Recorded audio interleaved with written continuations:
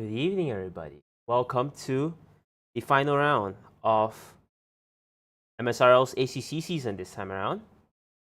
Hope everyone's having a good time. There will be some small hiccups this week.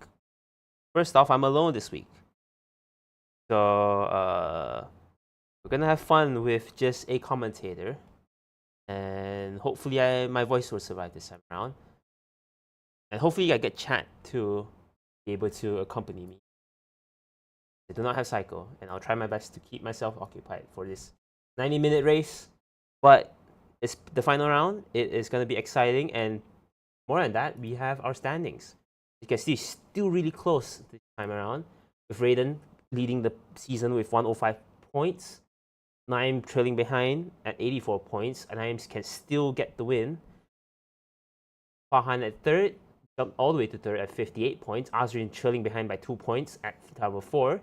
Delvin, 10 points behind all of them at P5. Adit on par with Delvin, both at 46 points. That's going to be a 5.5.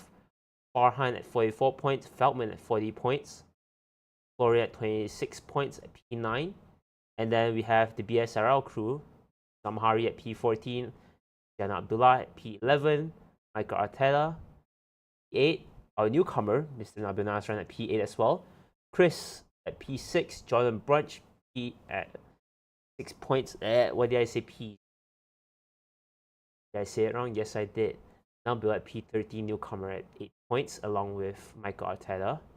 Chris points at P14. Jordan Brunch 2 points at P15.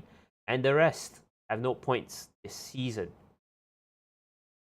But if you're still not familiar here, MSRL runs on a drop round system. What this means is that for each driver that has signed up for this season, you are eligible for one drop round, which means that for all the 6 races that we have, those that have joined us since the start will have one leniency where their worst points will get deducted.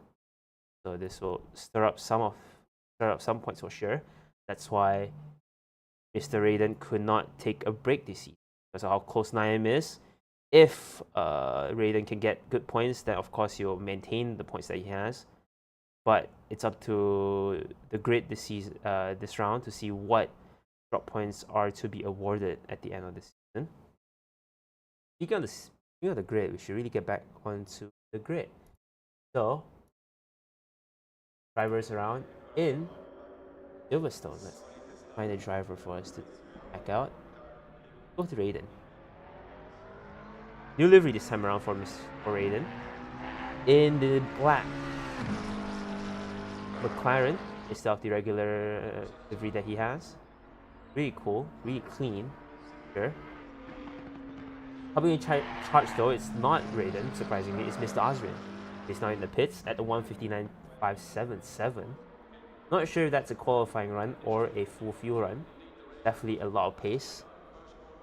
Behind them in 9 in practice. Running that Mercedes livery, as always. Really strong car here, I think, with how much straights there are as 9 runs wide. Though 9 will definitely have to have with the understeer that the car gives. Careful, make sure he nurses the tires well, especially that rear left. Silverstone, notorious for killing all the car's tires on the rear left. Gordon just joined in his server. Coming back for this round, for the final round. Definitely a lot of interesting cars this time around. We have 8 cars, and we'll definitely be interesting to see how the grid fares in qualifying.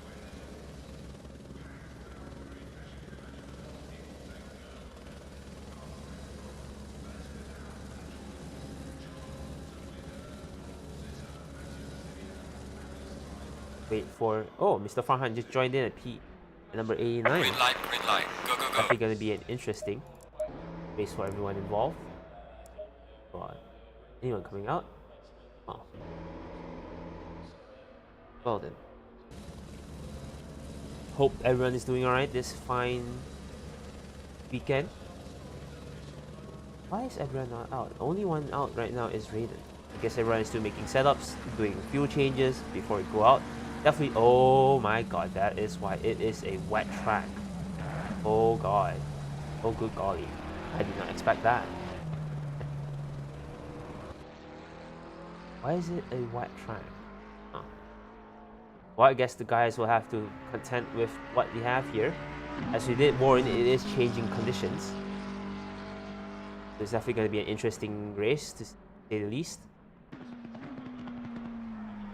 Right now, only Raiden's the only one that's going out. I think everyone's waiting for the track to dry out, which, gotta be honest, if you don't clear the track, it will. If you don't drive it, it will not clear. So I urge drivers to start going out, push the waters away, start getting as much water away from the grid as possible. I think Raiden coming in just to get wet tires. As you see Jordan coming out, as well as Feldman in the Porsche out as well. See how they fare. McLaren will definitely be a very safe car here, given how wide of a wheelbase it is. Though it might mean that you might have issues with understeer.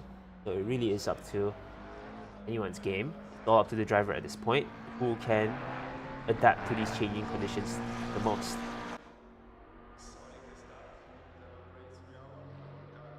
And Mr. Feldman here in the Porsche. The Porsche is notoriously really good in the wets because of how good it is in the rears. Will have less problems with understeer, though it means that you will light up your rear tires more than usual. So now can Feldman take care of managing those rear tires before things go south race? In qualifying though, you don't need to worry about that too much, given that it is just 70 minutes for drivers to take the fastest lap, so he can definitely light them up as much as he wants. As you come down to back straight, actually, let me pull up the track map because I'm a bit.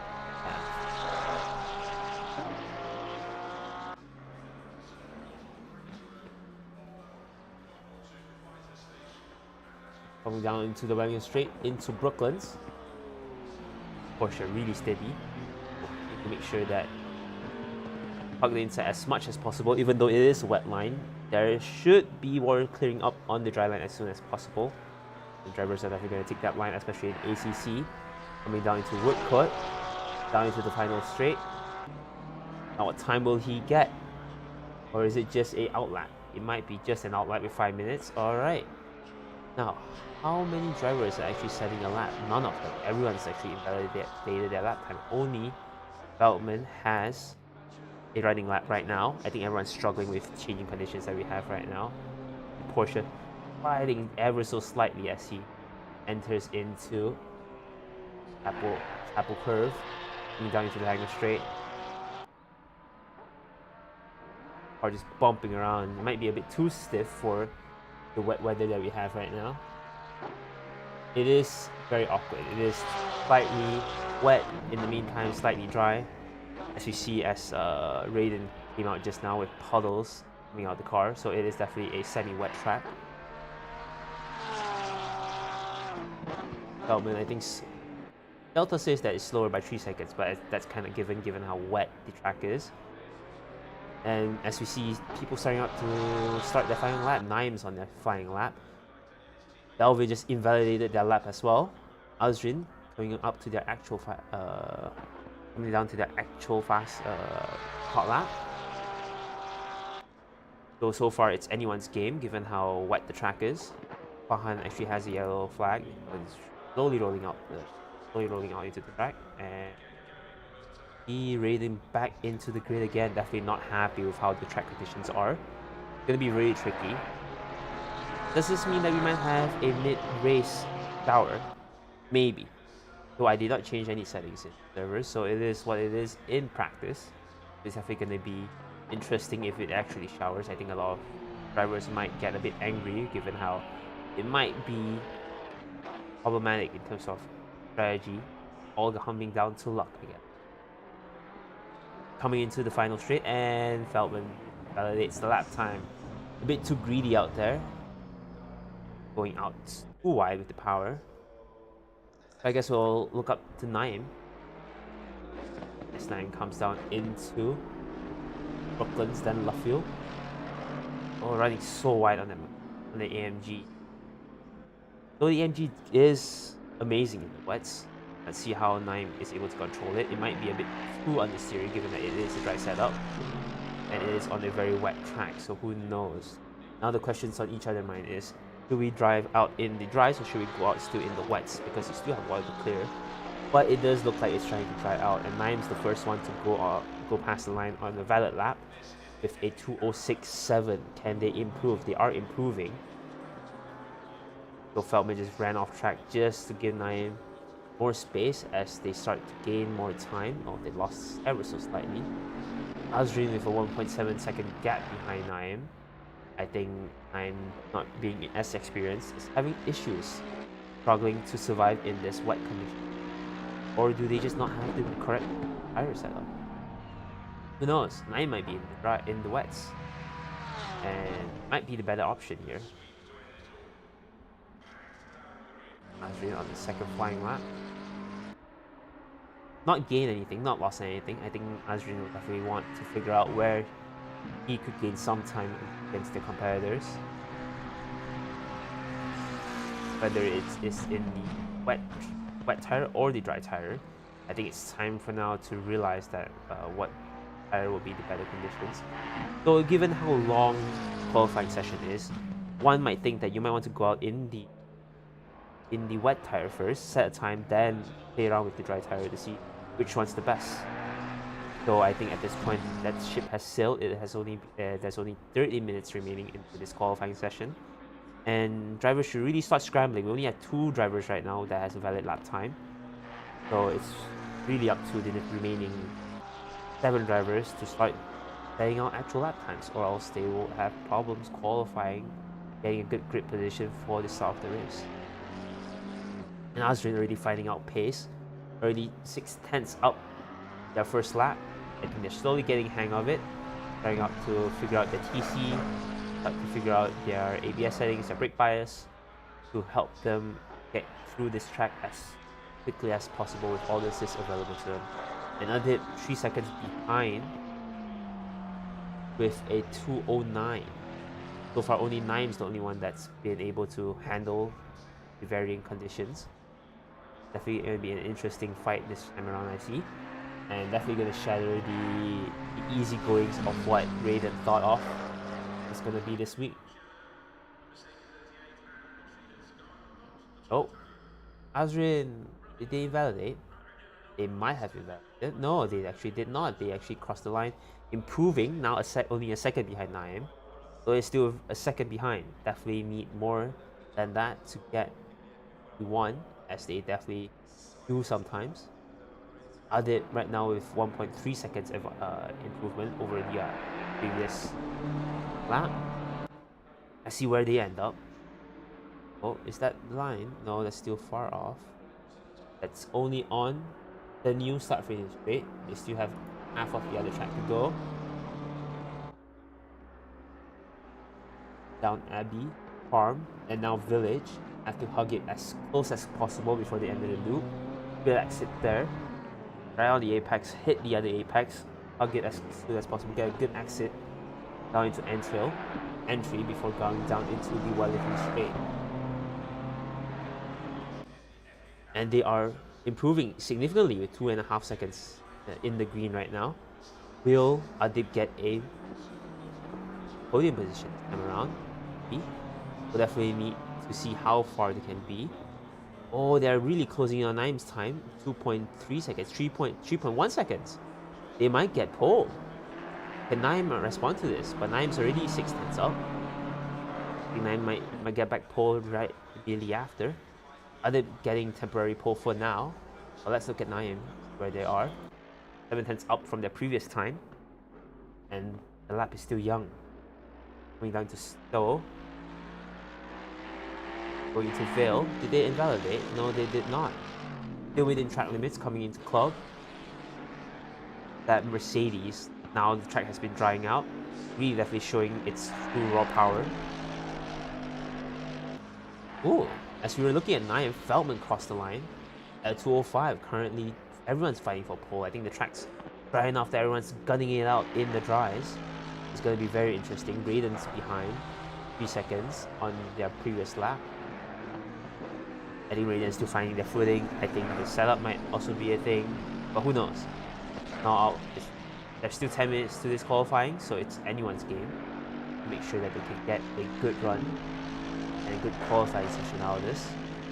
But at this point, all drivers from P1 to P5 all are in the greens, all have improvements as they're coming right up.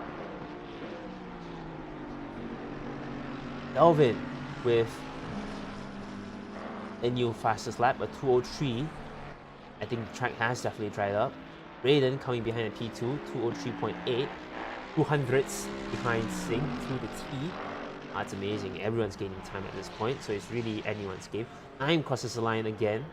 Another pole at 2:03.1. New fastest time that everyone has to beat.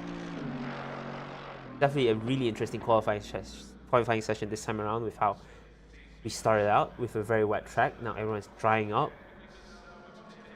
As well as we see the tires working into the driver's advantage. Now Azrin, supposedly P1, now drop all the way down to P8. Will they be able to improve before the qualifying session ends as they start a next firing lap, as theirs currently is invalidated? There is potential. They did cross the line. They are 2 seconds up from their previous lap, but with it being invalidated, they can only make sure that they stay within the track limits next time around before they can able to clock in that gain that they have right now. Raiden, oh my god, increasing significantly. They are now 2 seconds up from their previous time. The track's really drying up right now. We might see the drivers went from 2:06s at the start all the way back down to 2:01s. Heck, they might even get into the 2:00s. This is going to be really interesting. It definitely shows that the more drivers are out on the track, the faster the track dries up.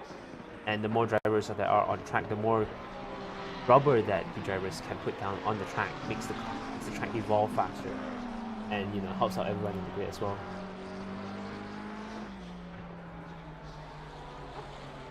Alright, Raiden, 4th, coming in, crossing the line, 2.5 seconds advantage. They're going to cross the line as they go through the final straight. Oh, Delvin's on the side in the front, crossing line, pole at 2:01.3. Now, can anyone answer that? Farhan, or just did at 2:02.8. Not quite close enough, but the first AM driver to clock into the 2:02s, as well as being P2 overall.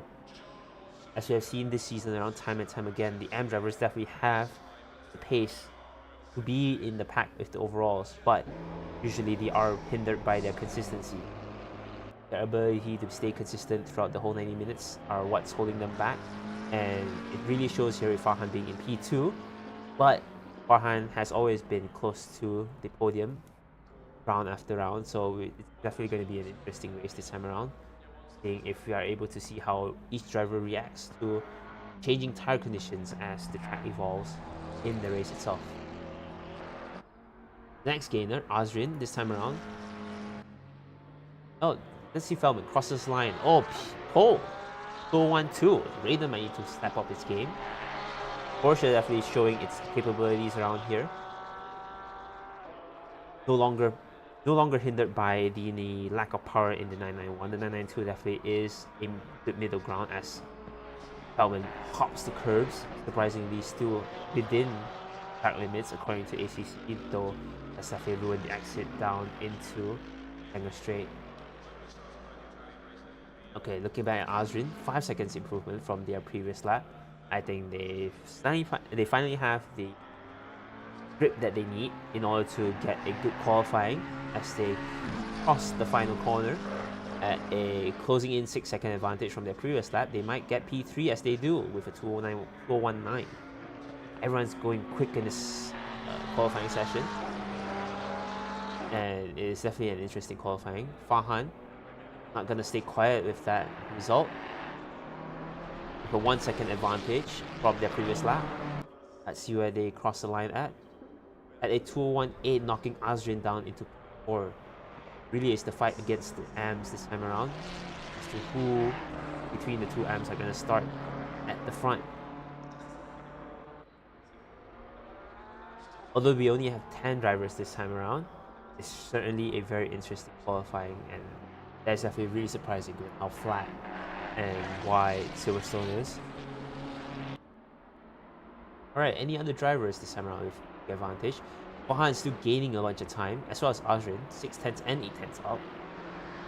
So both drivers are trying to gain as much time as they can, as qualifying ticks down to 4 minutes remaining. I think each driver has a little bit of time remaining to get as much grip as they have, as much pace as they have to get to the front of the grid. Although, you gotta remember, this is a 90-minute race.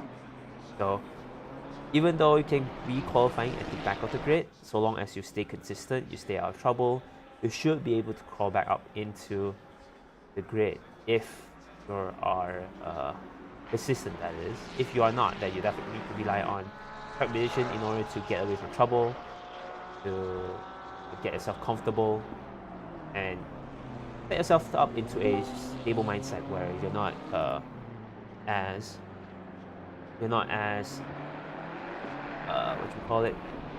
nervous or excited to overtake someone just to get back to the positions that you have. Joining me, hi Psycho. Hello. Alright, sorry, I was a bit late. But yeah, I thought you're not gonna join me. Huh? I thought you're not gonna join me.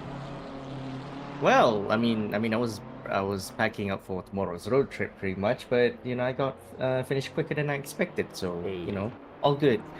All right, I'll be here. Okay, I'll be here for the race. So I was just watching the live while I ate dinner for a bit, so you know, all good. It'll be nice to have you around, but if you don't really take the time, I will have this for remote time reading. Just get yourself situation. If you need the track map, you can let me know. But I think I know most parts of the track, so all good. But what is it? Yeah, I might need to. I might need your broadcast in a bit. What the hell did I just see? Farhan went from P3 all the way, got knocked all the way to P8. The track has definitely evolved something fierce. Wait, P3 all the way to P8. P8. Azrin on pole. Oh god. Okay. Yeah, the track has definitely evolved amazingly. Are they all on dry tires by any chance? They should be. The track has definitely been drying out. They are going into dry tires territory. 200s is in dry tires. Yes, they should be. But at the start of the grid, start qualifying, it was definitely very wet. As you can see, sprays was coming out. I mean, I see puddles in the gravel, so I know it was wet. But at the moment, there's nothing. It is definitely dried up. It has definitely dried up significantly, as Farhan might be in the way of Adib soon, but both of them are still on the flying lap. Adib, it's really up to Adib to give a gap, to leave a gap, so that they won't be compromised by Farhan. So we'll see. Hopefully they are both sensible in the qualifying. Both want to improve, so it really is up to the grid. Right, okay, Gibbs on sub 2 minutes. Who's gonna get the sub 2 minutes? I'm betting on Raiden. Who's getting the sub 2 minutes? Raiden's definitely on the par of it, as the Delta suggests. He will be already on track to be sub 2 minutes. The next one to be is actually Naim. Naim was on sub 2 minutes, but now has definitely fallen off. Mine might be a close second for that. Well, Bellman's also doing a good time. Seems like everyone's gonna do sub 2.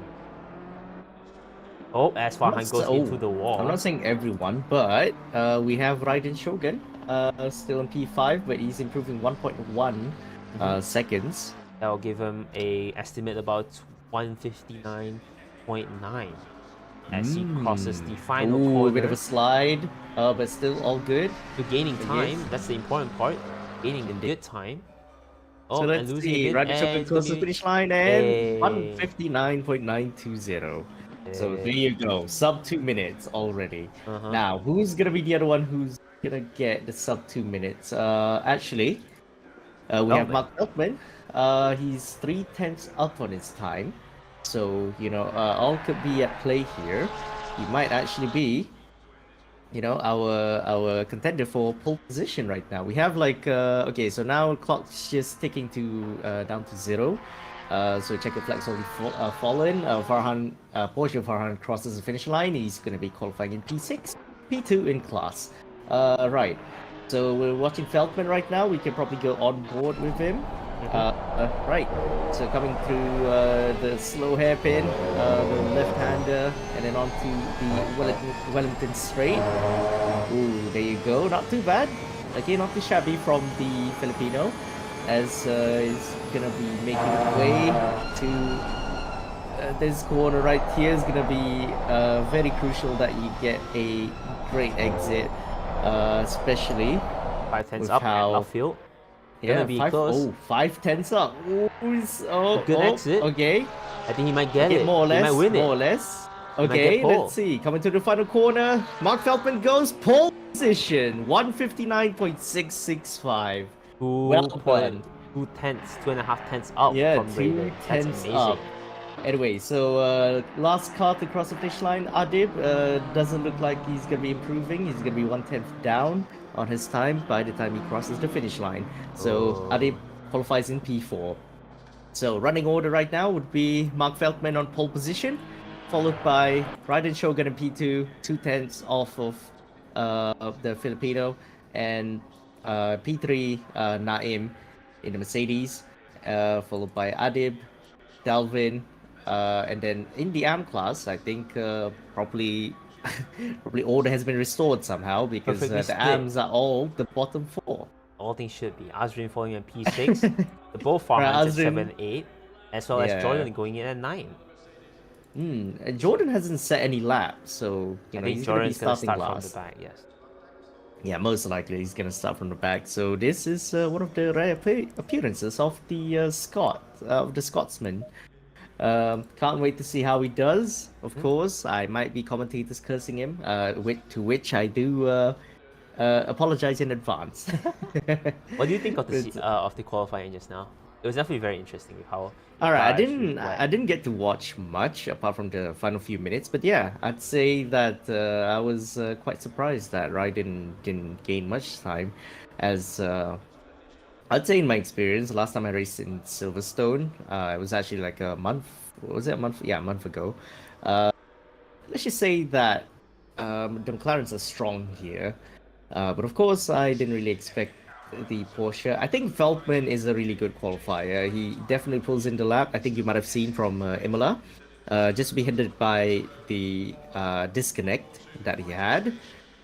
So, had he not been disconnected, I would say that he could actually be up there with Raiden, And of course, we have one more rumor in the mill. Oh, yeah? Of course, the past champion, MSRL Season 1 champion, Daniel Joseph. Okay, he's been rumored to join for next season. Ooh. Yeah, definitely gonna be looking forward to see Daniel back. He is such a good driver. Definitely would like to see him on the grid, beating these amazing drivers. Speaking of the pole of the season, Raiden leading right now at 105 points with this new livery, racing for Christians. Actually, what's the context behind this? I do not know much. But I have been informed that they will have a change of livery, and I must say it's a really good livery. It's all right. I mean, at least it conveys the message to everyone. It's clean, it's good, but yeah, Raiden has been amazing this season. As much he has able to maintain first with minimal mistakes, though we did see some mistakes at Brands Hatch. But overall, been a very clean season for Raiden. Definitely looking forward to see what he has more in the future. But for now, he definitely has a fight with Feldman to see who gets to win this time around. Shogun definitely want to win this one just so it could actually properly secure the season, because remember, we have drop rounds. So it's going to be a spanner in the works for the calculations for who gets to win. Speaking of winning, Naim's definitely going to be wanting to win as well. They are close in P2. They might snatch it if they get P1 here. Might. I have to see which calculations there are. But it has been really strong in the Mercedes. It's not a really good, easy car to tame, the Mercedes. Really understeery, really temperamental, really aero sensitive, given that you have a very strong front splitter. So it's really glad to see Mercedes up front at top. And with how it was performing in the wet weather, you can see that if the weather does come down, Naim's definitely going to have it in the bag. Right. So moving down the grid, so in P4, I love how we went we might have bumped the car. Sorry. Right. Anyway, P4, we have Adib in the number 518. BMW, now sporting the Rover Racing livery apparently, which is I have no idea how many liveries that Adib has, but I'm pretty sure it's just putting on random I'm just putting on boring. random liveries. You I'm could just say boring that cars. Boring cars I from different race years. mean. I have a theory.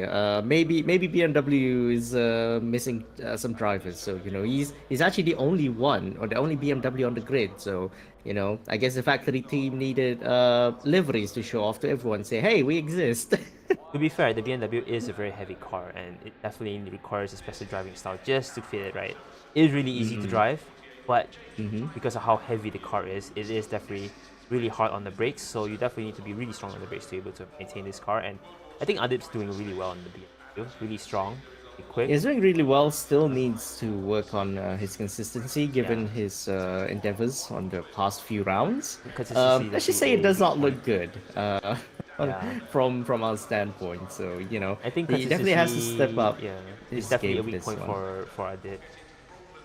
Yep. All right. Anyway, moving down the grid, and we have the last of our pro drivers. We have Dalvin. So Dalvin, I would say, has endured a very turbulent season after scoring a podium in Suzuka. Let's just say things haven't gone really well for him. I think like last round in Brands Hatch, he might have messed up on his setup, and as it turns out, he wasn't running on no TC. Oh So no. at least it's fine, but still, Dalvin really has a lot of work to do, especially in order to get back to his glory days on ACC. Right. So uh, moving down, now we have the AM driver. So the one who's going to be leading the AM class field would be Azrin. So Azrin has been leading for quite a while, I would say. I believe he's still the leader of the AM class as we I'll speak. have to double check. It might have Azriman. I think Azrin's already No, taken over Farhan for might it. have taken over. Sorry. I'm not sure about that. I don't think Farhan's taken over, but you know what? We'll do the check post race. Mm, Right. Anyway, moving down, we have his championship rival at the moment, the Porsche Farhan. So number 89 Porsche, the silver colored Porsche, really looking clean, I would say. Though definitely needs some patterns to go with it. maybe, but it is a But very yeah. clean car. It might just be his own private car. Who knows? Yeah, maybe. Yeah, I mean, he hasn't sent any liveries to us, right? Mm, So it's okay. I guess it's his private car. All good, And then next we have another Farhan, this time in the Ferrari. The number 95 Ferrari. Well, let's just say last round hasn't played to his way. Of course, I believe like he was kind of at the front of the Anfield at least for at least a brief moment, or at least in the running for P2 or P3, because I remember like there were three AM mm, drivers in Brands Hatch.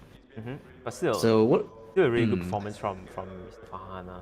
I think Yeah, they I all think. am drivers. They are still new to this whole thing, but it being able to survive 6 rounds of 90 minutes of racing is definitely a feat that shouldn't be looked small at. Hmm. Yeah, indeed. So, can't wait to see what Ferrari Farhan has to offer. And of course, well, we have 2 minutes before the race starts. And of course, starting in last place, we have Jordan Brunch in the number 15 gold and black liveried McLaren. I believe this is a stock livery as well. From JP But Motorsports, yes. yeah, indeed. So, uh, speaking of delivery, I mean, I actually know why he decided to run black and gold, because that was when he scored his first podium in ACC, in the actual A ACC league. I think, yeah, it wasn't Nürburgring. This was track V track GT. I forgot what it's called now, but yeah, it's let's just say, yeah, I won the class, and then I think, yeah, it was race two of the penultimate round of the championship, and he actually scored P2.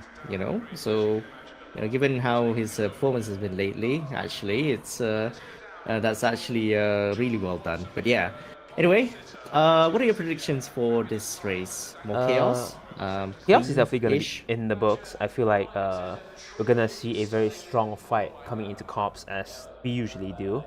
But remember, it's a 90-minute race. Hopefully, no one does something brave.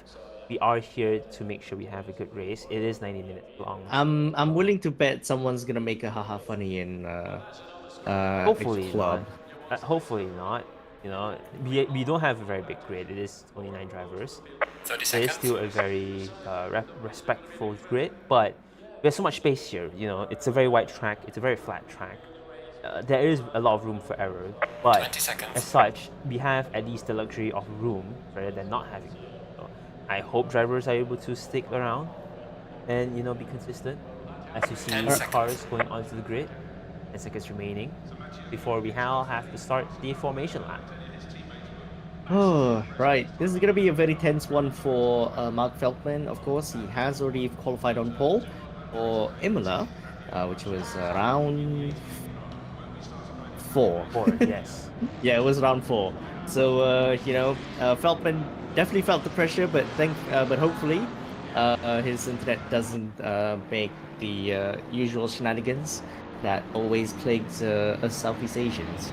And yeah, as you all know, us Southeast Asians, except for probably Singapore, we don't have good internet. So We have pretty good internet here in Malaysia. I mean, okay. Compared to they say the global standard or something, If you want to compare our global internet's better standards, than, at least in the city, our internet's better than America, right? Wait, is it actually? Yeah, sometimes. Some people still use copper in America. They don't use fiber. I mean, fair, but it's not. But I would You'd be say surprised. You'd be surprised. We kind of fast track on technology a little bit, just a bit, because we don't really care too much about piracy and cybersecurity. So we kind of have some advancements that the Americans do not have. But whether it is a good thing or a bad thing, that is up for debate. Because I'm not a cybersecurity expert. I should probably ask my roommate for that, but yeah, it's all right. Going on a small tangent, MSRL. At the end of the season, you're gonna ask, so where is MSRL gonna lead to next time around? Oh, as Jordan goes into the wall. Hi, Jordan. You should really stop weaving if that's how you're gonna end up.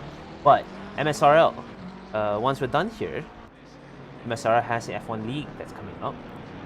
Yep. So we have an F1 League coming up. It will be beginning around beginning of October. So it'll be on F1 23. So if you have F1 23, you'd like to join our F1 League. So it will happen on Saturdays. Time would be around 9-ish, unless if there's let's say qualifying for F1. So that point we may be starting a bit earlier, but yeah, we do have F1 leagues on Saturdays, still running on bi-weekly.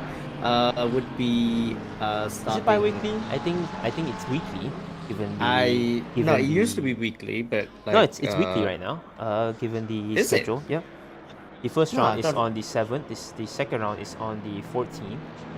The third round is on the 21st. So it is going to be weekly. And it's gonna be weekly to fast track as Basement takes a small break for the drivers, to cool down, to reflect on what we had this season. Maybe a few races, so I can actually race with the grid instead of commentating over here. I mean, what are the chances of a Saturday race for ACC? Slim, very slim. Yeah, MSR doesn't want to compete with other people. At the end of the day, I recognize that we have other grids, other races that other drivers might want to be in as well. So it's important for us to not interfere with their racing schedule, because at the end of the day, we are here to have fun, and it's no fun to have to fight against other leagues to get a good spot. Right. It's fine. Anyway, everyone's coming through the Wellington Straight. Mark Feldman leads the way in the number 22 Porsche. So I believe for the start, someone may or may not do a cops move to start, but I'm pretty sure Ryden may be sending it around the outside, but hopefully nothing bad is gonna be nothing bad's gonna happen for the start at least. So so Feldman right now making way through the final corner, and everyone's going through double file to start the final round of MSRL ACC Season 3. So we hope you all have enjoyed this season. And of course, I believe we are. It kind of sucks that Pav isn't here to be with us. for the commentary, but you know it's all right. I believe like he, you know, from his tone, he's already having fun more than usual. So, all right. So coming through the finish line. Oh, whoa. Grid is Okay, definitely so not line wide. yeah, Raiden's probably at the front right now, and oh, okay, he hasn't gotten a penalty for for wrong position. All right, anyway, Naim. green flag, green flag is out. Mark Feldman leads the way ahead of Raiden Shogun, and then followed by Adib climbing up to P3. I think Azrin is actually struggling. Naim's struggling right now. Oh, yeah, as Azrin went struggling. Azrin, oh my god, that here? rejoin. Ooh. That's okay. The rejoin is well, a bit of a grey area, but still, it shouldn't be too bad. Everyone's still fighting for it. Oh, and side by side though. Oh, almost. So Azrin, yeah, Azrin coming through. So everyone coming through the hanger straight. Coming to Stowe. Naim down the inside of Azrin. That squeeze on the right. He actually succeed. Oh boy, yeah. It's a bit dicey out here at the start, but anyway. Naim round the outside a bit, and of course Azrin takes P4. So Naim, I'm not sure what happened to him, but you know, but Naim definitely had the worst start out of everyone. Yeah, definitely. If you saw just now at Cops, Naim just basically took too much curve and the car went sideways, losing a bunch of pace. You see Naim still unable to get the pace that he wants, and maybe there's issues with the wet surface. Now we're going down the inside of Village. Oh my goodness, this is already turning out to be an amazing start. Everyone's taking advantage of how Naim's slowing down. I think Naim definitely has to settle down, regain his composure, and slowly climb back up from the grid. It is definitely going to be a long race for him.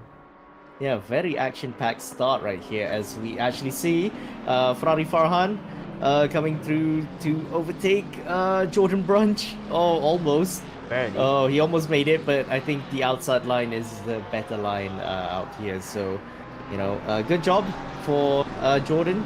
But of course, he has to make quite a lot of ground for this one, especially because Ferrari Farhan is already at the back of that McLaren. And of course, gonna go on the inside, coming to turn 1, coming to Cops. Oh my god, they're all wide. They're going wide. Runs wide. Oh, Jordan Brunch runs wide a bit, but I think like they're still side by side apparently, and I think Ferrari Farhan just gave their position back. I don't think it was a really good move for this one. Anyway, up the mid pack, we have Azrin. So Azrin is already on the back of the number 598 BMW of Adib. So the McLaren definitely has very strong top end speed, so it's definitely going to have a good fight against the BMW. Now the main question is who has more downforce? Does the McLaren have more wing, or as it goes wide into the grass, or does the BMW have a better grunt to keep? I'd say that better cornering maybe goes to the Ferrari at the moment, because it's actually Dalvin's actually catching up through the corners, especially on the exits. The Ferrari definitely has a lot of grunt, but can the Ferrari keep up on the straight still? That's the main question. Yeah, indeed. Yeah, I don't think the Ferrari is going to keep up in the straight, but of course, being Silverstone, this is a very, I'd say, high-speed circuit. You know, it's not just long straights and slow corners. It's quite a lot of it is actually medium to high speed. So, you know, I would say to a point, to a degree, it may favor the. Look at them! Oh, look at them just doing a conga line on the Wellington Straight. Okay, maybe a bit fishy on this one, but I think it should be fine as long as there's no contact that happens afterwards. But you know, I think like Azrin is already starting to make moves on the BMW. So anyway. At the front, we have Feldman still leading from Raiden Shogun. They're both like 1 second between each other, and at the moment, Raiden seems to be the fastest driver out of them all. He's currently purple on the previous lap. He's purple, but only by a tenth. So I got a feeling that Raiden might not want to push it as hard, might want to just keep it behind. At the end of the day, him tucking behind the Porsche might be beneficial to him.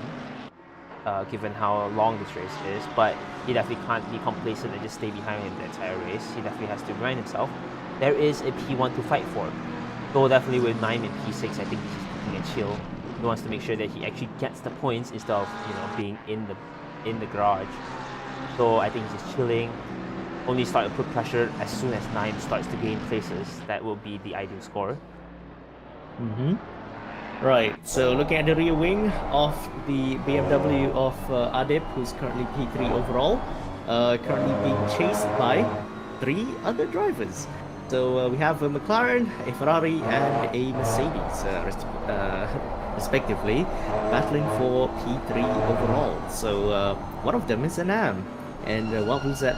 Who's that AM other than McLaren? Very close to making the overtake, and also very close to making contact with the BMW.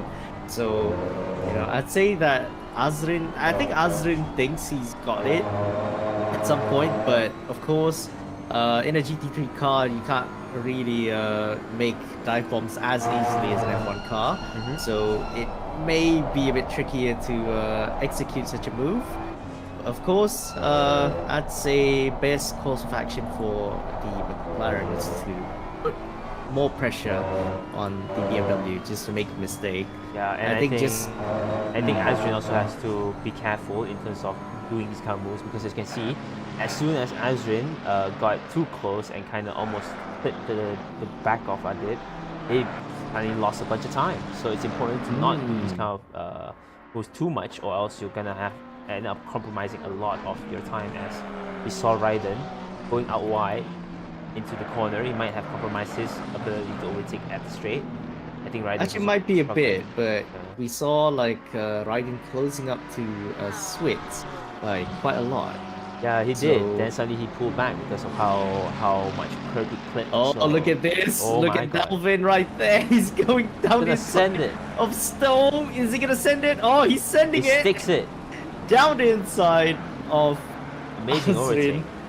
And into P4 he goes. Now, will Azrin go down the inside of Club? He thinks better of it. No. Of course, he's gonna be pinched by 2 pro drivers of Dalvin and Naim.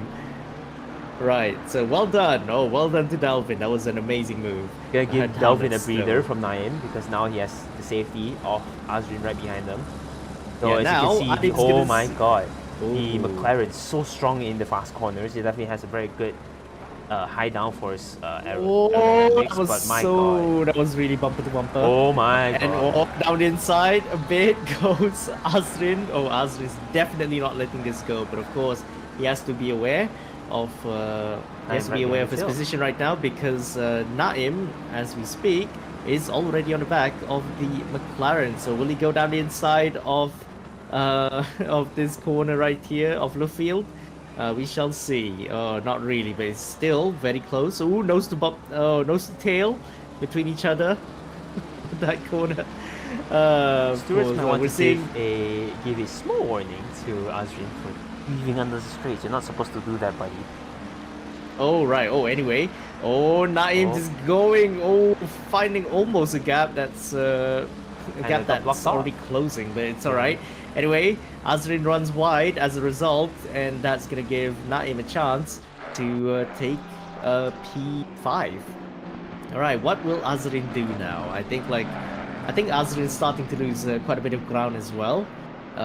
So, I would say that Naim may have a chance coming down Stowe, and we actually see another overtake going on with Dalvin. Same corner as well. Gonna do it. Right? He's gonna do it. Go down the inside at Stowe. Oh, yes, he's gonna do it. Oh, that's a bit wide from Adib. But he's able to cover it as well. He was able to cover it, prevent the cutback, as well as making sure to have a good overtake.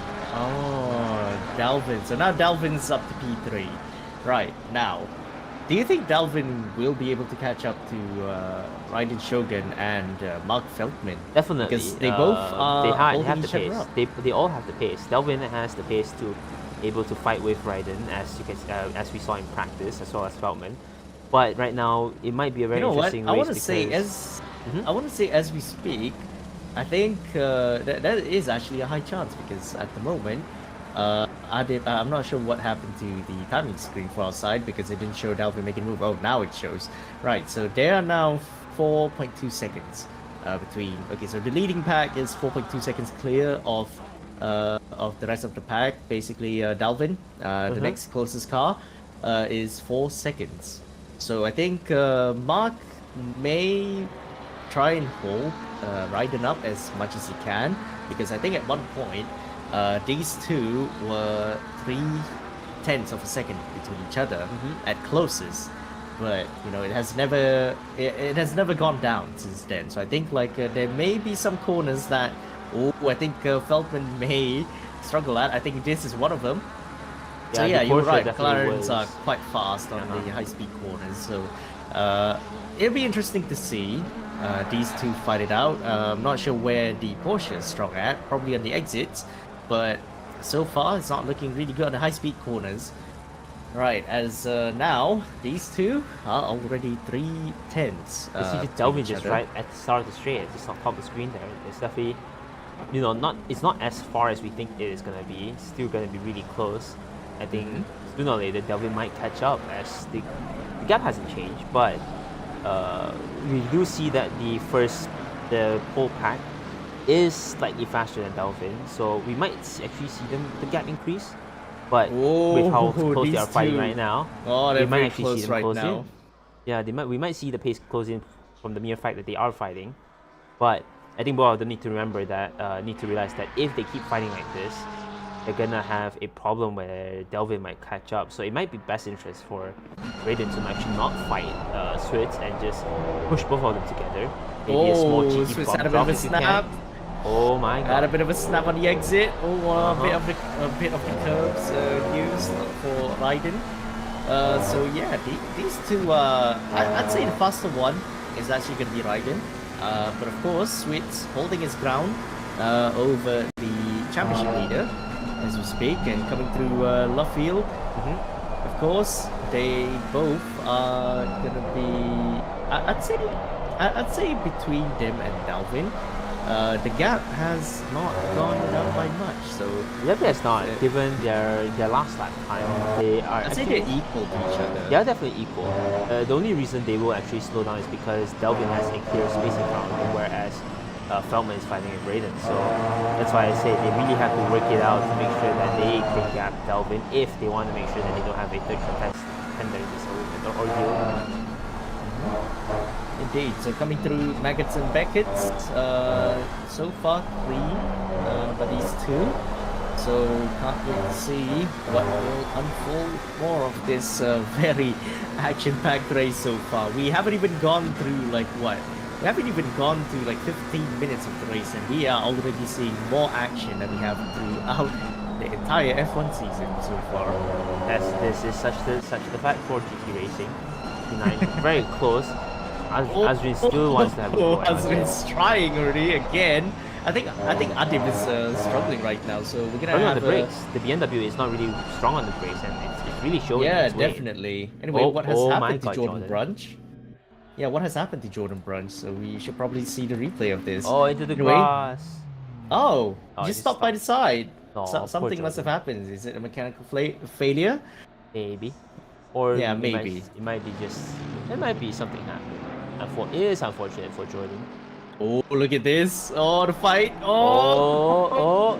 It goes down inside of village. Thinks better of it, thankfully. But of course, he has he has a lot of time. I mean, we haven't even gone through like the pit stop phase of the race. He has, so, but you gotta remember that, the more time he spends behind Azrin, the more the front of the pack is gonna go. Anayim was P1, P2. And given how they are now P6, if he doesn't catch up in time, he's gonna have to catch up 3 seconds in front of it just to get to Delvin, and another 3 seconds just to get up to Raiden. So he really has to push it in order to give Raiden a more pressure to be as forward as possible, or else Raiden's just gonna chill at the front and just have a good time in top rounds. I see. So now these two.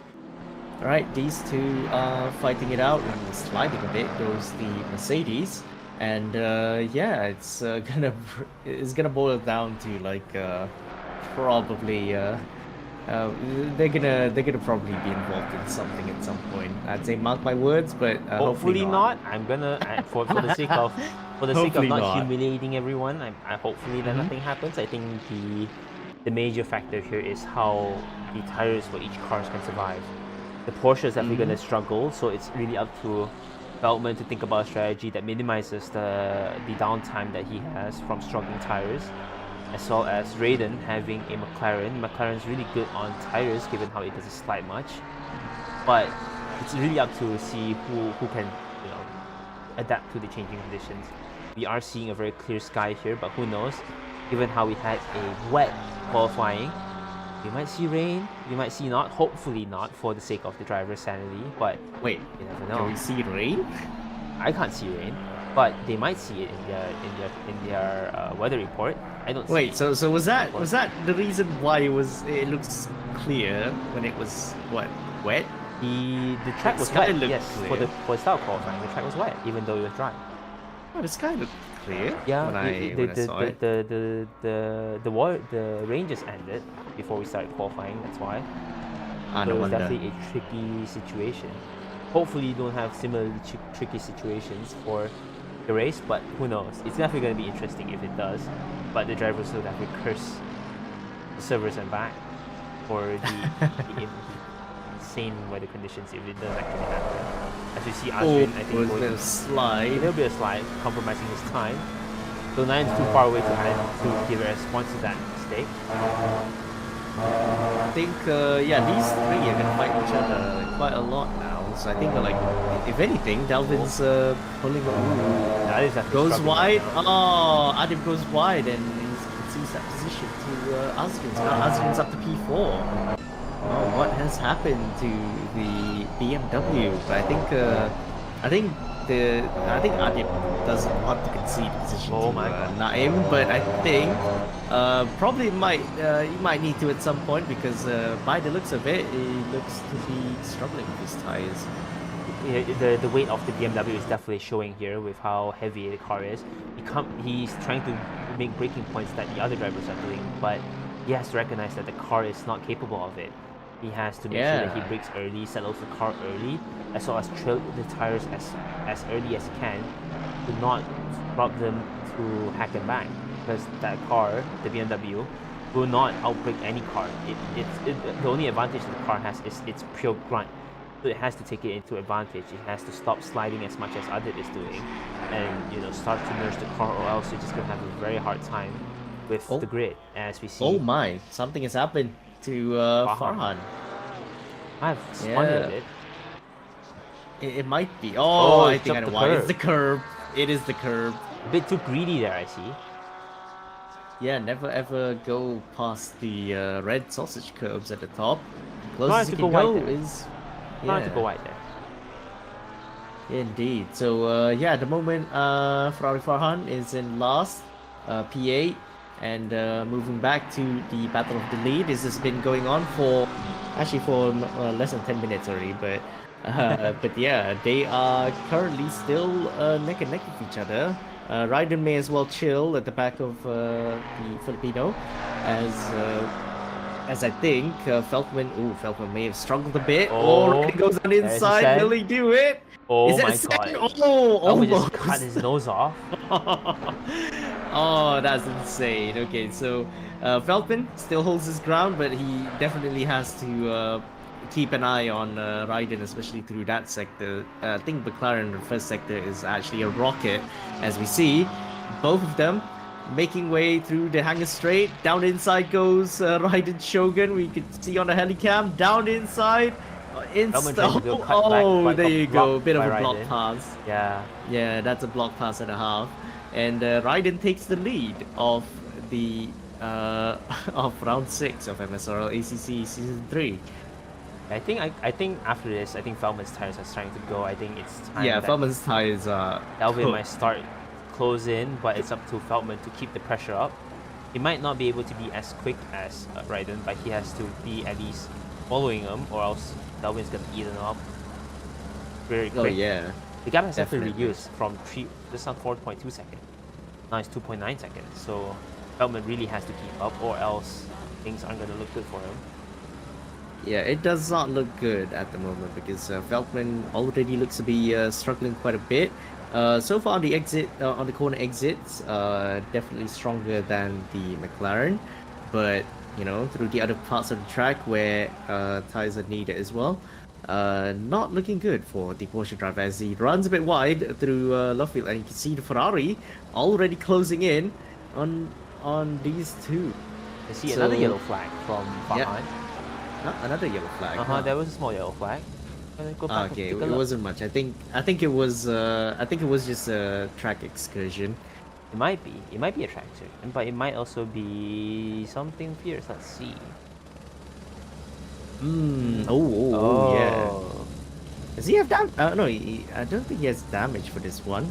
He is running a bit slow though, so I'm not sure what's happening here. It's either it might be hardware issue or it might be fuel. Fuel. It's gonna be unfortunate if he forgot to add fuel into his car. Yeah, but I guess we'll see.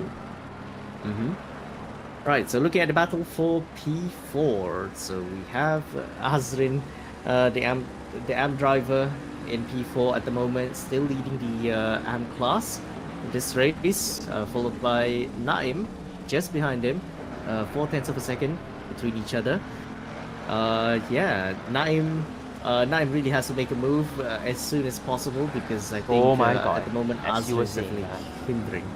Yeah, I think Naim is struggling to get past the McLaren. The McLaren definitely has more grunt in certain areas that the Mercedes does not.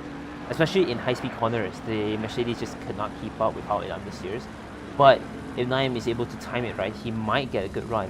But it really is up to Naim to see how things slide. That may be a bit of a slide from the McLaren. A little bit, but it's nothing the McLaren can't handle. Nose to tail between each other. Really close. Oh my goodness. Oh my god. Oh yep. Please don't break the It's okay. It's okay as long as he holds it quite like that. I think we should have a look at.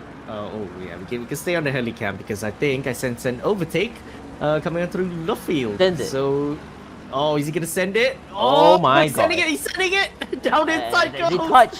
The Mercedes. Oh, they touch. Oh yeah, that's that may have signaled a bit of frustration onto the McLaren driver. It is kind of valid though. At the end of the day, it is entitled space, so it is still valid. Good. Yeah. I'm sorry. A little bit of rubbing is racing. Yeah, I wonder. I mean, I'm sorry. It brought me back to a racing. A brief racing incident that I had with one of the drivers in the track. Oh god. No, because okay. Here's the thing. I knew for a fact that I kind of dive bombed a bit from a long way back, but for the most part, like we both could have made it. We had a bit of a brief touch, but I got a 5-second penalty for that, regardless. I think at the end of the day, there are certain types of racing where you shouldn't be touching, but for me, that kind of overtake, even though it's a little bit dirty, it is valid. So I think it is definitely it is still valid. I'm not sure what ensued from that, but yeah, it's all right. Yeah, but we'll see. But the overtake from what Naim did is definitely valid. I think it is a bit rough, but Azrin definitely saw it come in. I mean, it doesn't maybe just a small error. Get you off the track. Yeah. It's just a small error made by both parties. I think Naim kind of got a bit too hard on the brakes, as well as just Azrin is turning in a bit too early than he anticipated. So a small touch. It's gonna be frustrating, but I think it's a bit of rough racing. What can I say? So now, after that whole saga ensued between these two, Naim is already up to P4, but he's now 7.7 seconds away from Dalvin. So all that fighting is already cost him quite a lot of time. But did you know this? Dalvin's already 1.8 seconds behind Falcon. Yeah, and even better, he's actually, I don't know if it's a timing bug, but you can see Dalvin's actually improving on his personal best. So he's already like 3/10 up, so he's gonna go to the low 2 minutes.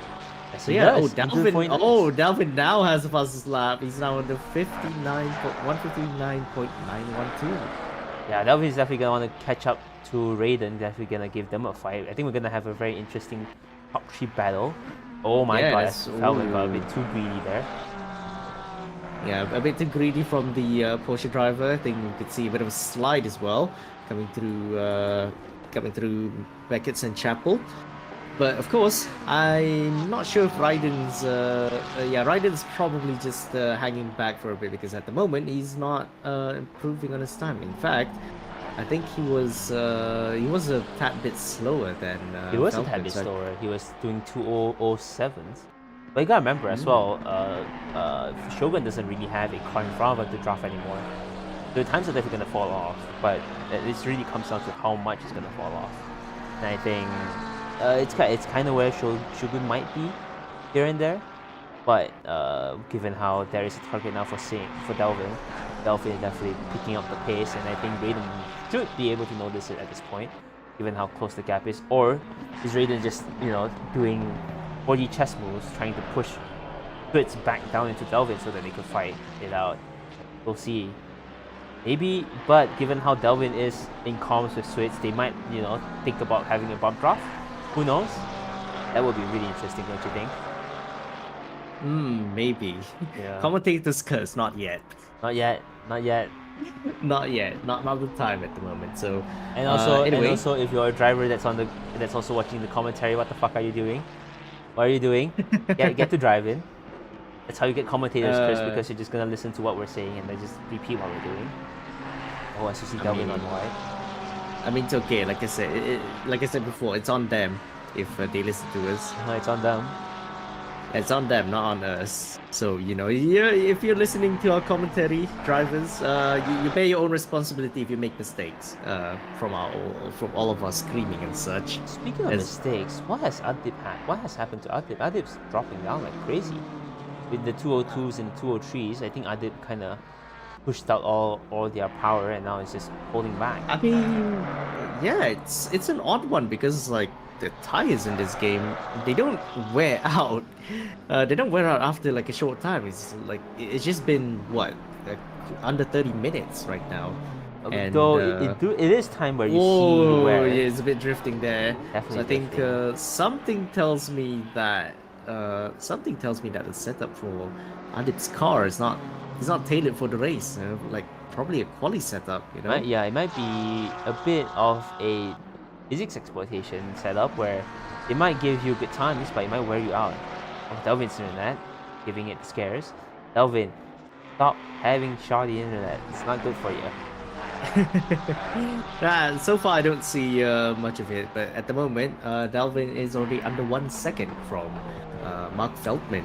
So yeah, Feldman's also dropping out a bit. Maybe he's going to be in trouble with Delvin, who's in P3 at the moment. I don't think it's going to be a maybe. I think it's going to be a definitely. Yeah, it's going to be a definitely, but of course, as we've seen before, when the drivers defend this track, it's going to take them quite a while, especially this gap. It's like, even though you're under like 5/10s, let's say you're under 5/10 of a second between each other, the drivers really take their time to plan out their overtakes and such. It may be a game of 4D chess. It is a game of 4D chess. Gotta make sure you are able to overtake without losing as much time as possible. That will be the best for you as well as the best for the other driver as well. Anyway, Feldman currently last lap time is actually dipping into the 201s. Naim as well into the 201s, which does not look good for the driver in P2 and P4 respectively. So Delvin may have a better advantage in this one. But of course, it's up to the Ferrari driver to plan out an overtake and see how the race unfolds. Right, so coming through Stowe for these drivers, really fast corner. Have to watch out for the exit curve. You can go as wide as you want to, but of course don't exceed the black and white curves. That is all. It's gonna be interesting to see if anyone gets a drive through here. I don't think we have seen punishments for track limits season, but if it's gonna happen, it's definitely gonna happen here. Given how there are certain points off this track where you will definitely get one if you go out wide. One of them is definitely Cops if you aren't careful. Stowe is definitely one of them as well. Abbey, if you are able to cut wide and come back in, is definitely a place where you might get a track cut warning.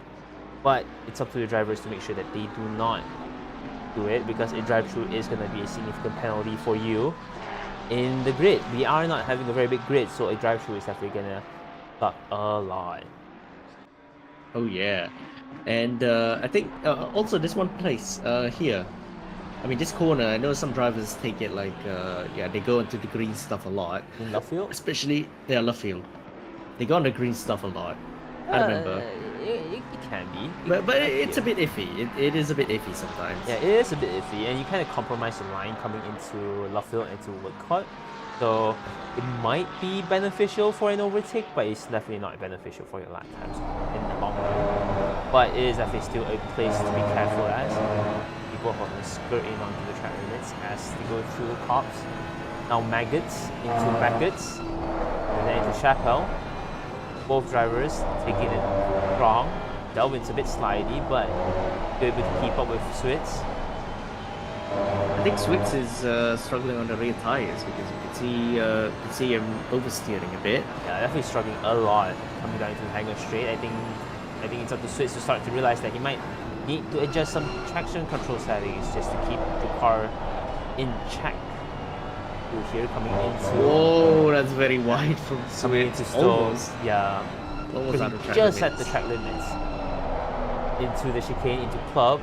Oh, I see. Here the tires already crying in the on the onboard of the Ferrari. Yeah, both tires are definitely going to struggle. Yeah, definitely, and that's going to give Raiden a bit of breathing room as he now pulls out a 2-second lead away from these two.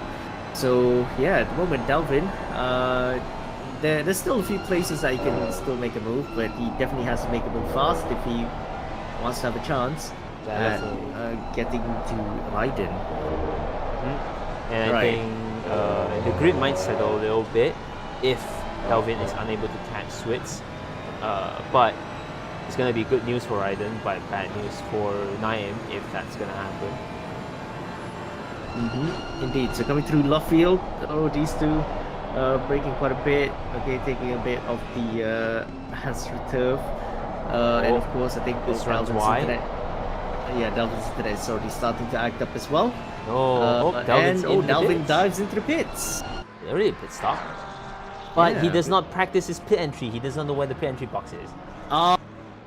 Because he's right there. Oh, it's there.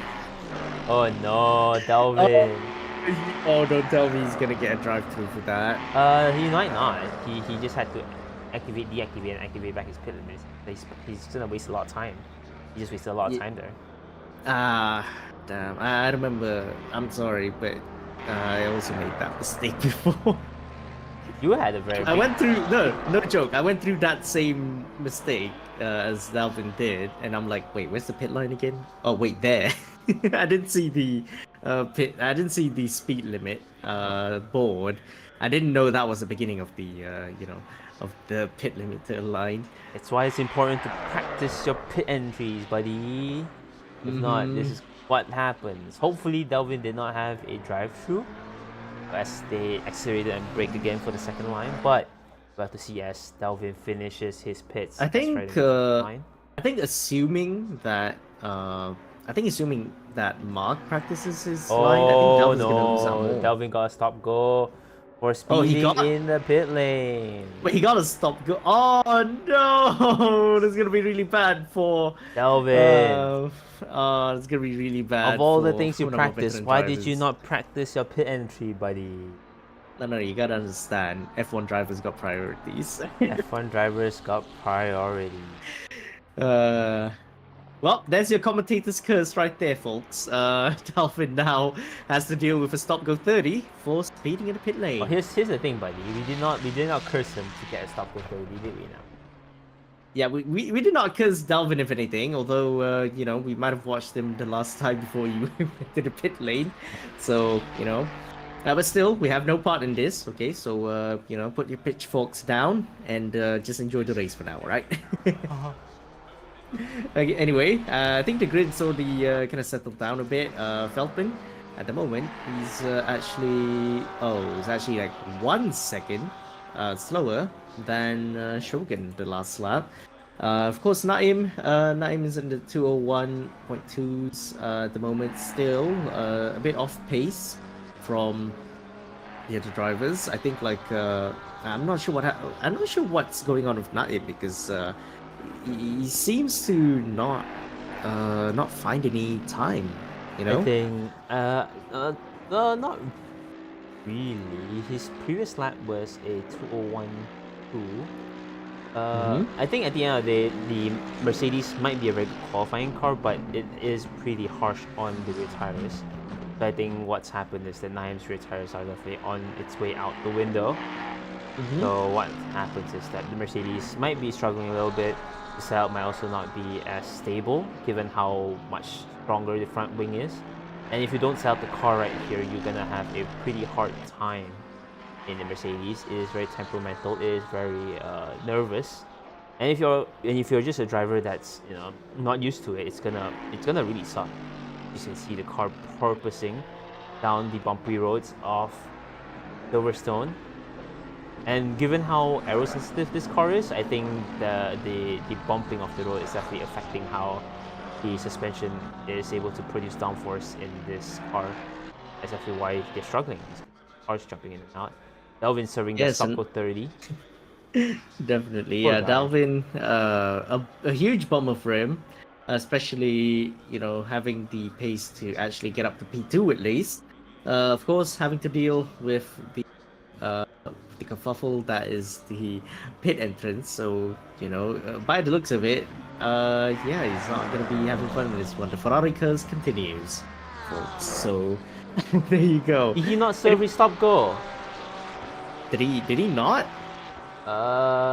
Hopefully yes. It might just be not updated, because that's what happens usually. It might not be updated, but we shall see later on. But it doesn't look to be disappearing, because wait, doesn't it disappear the moment you go out of the pit exit? I don't know, but I'm not gonna check. I'm not gonna speculate too much. I think Delvin's not gonna be happy if he has to serve another stop go 30. Oh. Okay, at least the pop-up didn't appear, but it does look like he hasn't served his stop go 30. But we shall see. I think he has served it. It's just up there. Yeah, it should have been served, but we shall see in the timings then. So at the moment, I think everyone's settling down. The closest battle that we have at the moment is actually between Porsche Farhan and Adib in the BMW. So Adib's still losing a lot of time. In fact, he's actually 13 seconds away from the car ahead of him, M. Azrin in the McLaren. So, the BMW driver definitely has quite a lot to deal with at the moment. I'm not sure if it's hardware issues, maybe the car issue in itself, but as we can see, Porsche Farhan is closing in on the BMW driver. So, he may actually make a move within the next lap or two, because they are actually currently 1 second away from each other. Interesting. Yeah, so we shall look into this battle closely as we speak, but I think apart from this battle, everyone else has been actually settling down. So right, podcast time, everyone. Anyway, okay, so rumors about the GT3. So now, okay, so talking about GT3s, as you may have heard, next year, WEC is going to run GT3 cars instead of GTEs, which are, essentially GT2s. So, I'd say that I saw an article rumored that Lexus is actually bringing a customer team into WEC with their RCF.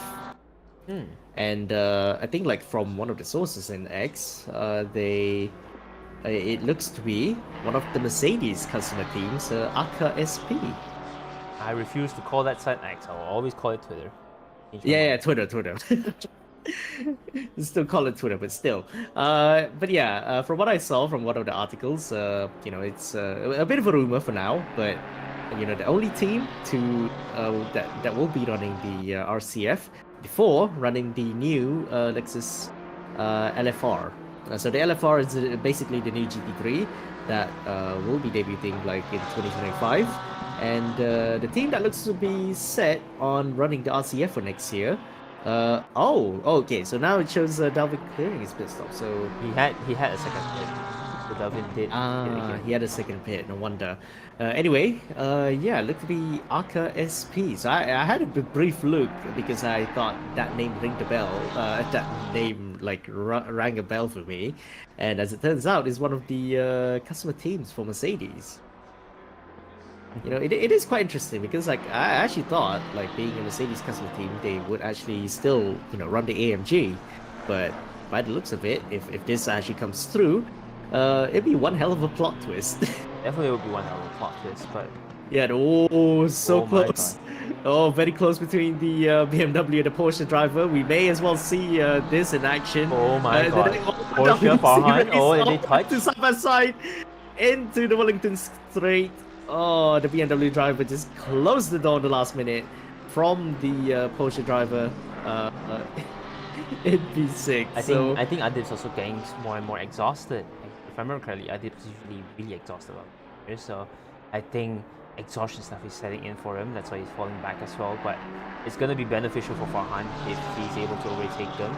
But it's sad to see Adib slowly falling off from P3 dropping down if Farhan's able to overtake into P6. Yeah, now we're on board with the number 89 Porsche, and as they chase Adib in the number 598 BMW. Oh my god. Coming through Maggots and Beckett's, quite a lot of curbs used here. Of course, so far, not too bad for this Porsche. And as they go to the Hangar Straight, I think, oh my goodness, Adib may have weaved around quite a bit. May seem a bit dodgy, but so far so good. They go down around the outside of Stowe. Might be able to do it. They make a switch. Oh my god! Oh, look at that! They're side by side into Club. Who's gonna come out ahead? Let's look at the helicam. Oh, Adib just dives down inside at Club. And it's not still, over just yet. Oh, still a bit close. Coming on to this corner right here. Oh my goodness, this is some action-packed racing right here, folks. All right, GT3 racing at its best, but at the moment, still not looking like it's over because, of course, next heavy braking zone is coming right up. Will Farhan go down inside at Village? Doesn't look like it, but of course, it's still nose to tail between each other. And yeah, they are both under 0.5 of a second between each other. So anything could still happen within that short time frame. You could probably fit a few toy cars between them already. Unfortunately, the BMW does not have the speed advantage that he has against the old Porsche. The 992 Porsche is actually really capable now down the straights. Yeah, so it's gonna be a very pressure. It's gonna be pressure mounting onto Adib as the 992 Porsche is slowly catching up into. Adib's coming into the pits. Adib also misses the pit entry because the pit entry is right there. He forgot to practice his pit entry. Amazing. It's okay. I think it's better to be safe than sorry. It is better to be safe than sorry, but you gotta make sure you don't do it so that you don't waste too much time. You don't want to be too ambitious, but you also don't want to waste too much time. That's the important point. True. Anyway, that's gonna promote Farhan, Ferrari Farhan, up to P6. So yeah, Adib has been struggling a lot. Maybe with a new set of tires, he may bounce back. But of course, it does not seem likely, given that Adib seems to have some sort of fatigue kicking in, which actually, given that we're like kind of halfway through the race, it's not really building much of his stamina, is it? It depends. Yeah. Honestly, it really depends because, 1 hour and a half is still quite a lot of mental fatigue, especially to some drivers it's nothing, but to others it is a lot. And I think it also depends on what's happened in real life to drivers. Some have really long work days, some had chill days, and some are still students. So it's really up to the drivers. I could say that 1.5 hours is nothing to me, but here I am, halfway asleep in commentary. Not because the race is not interesting, it's just because I had really long weeks. So it's really just unfortunate that some drivers have to join us in a very fatigued state, but I'm still glad they're just gonna get a stop go. No. He's not gonna get a stop go. So Delvin and sorry, not Delvin.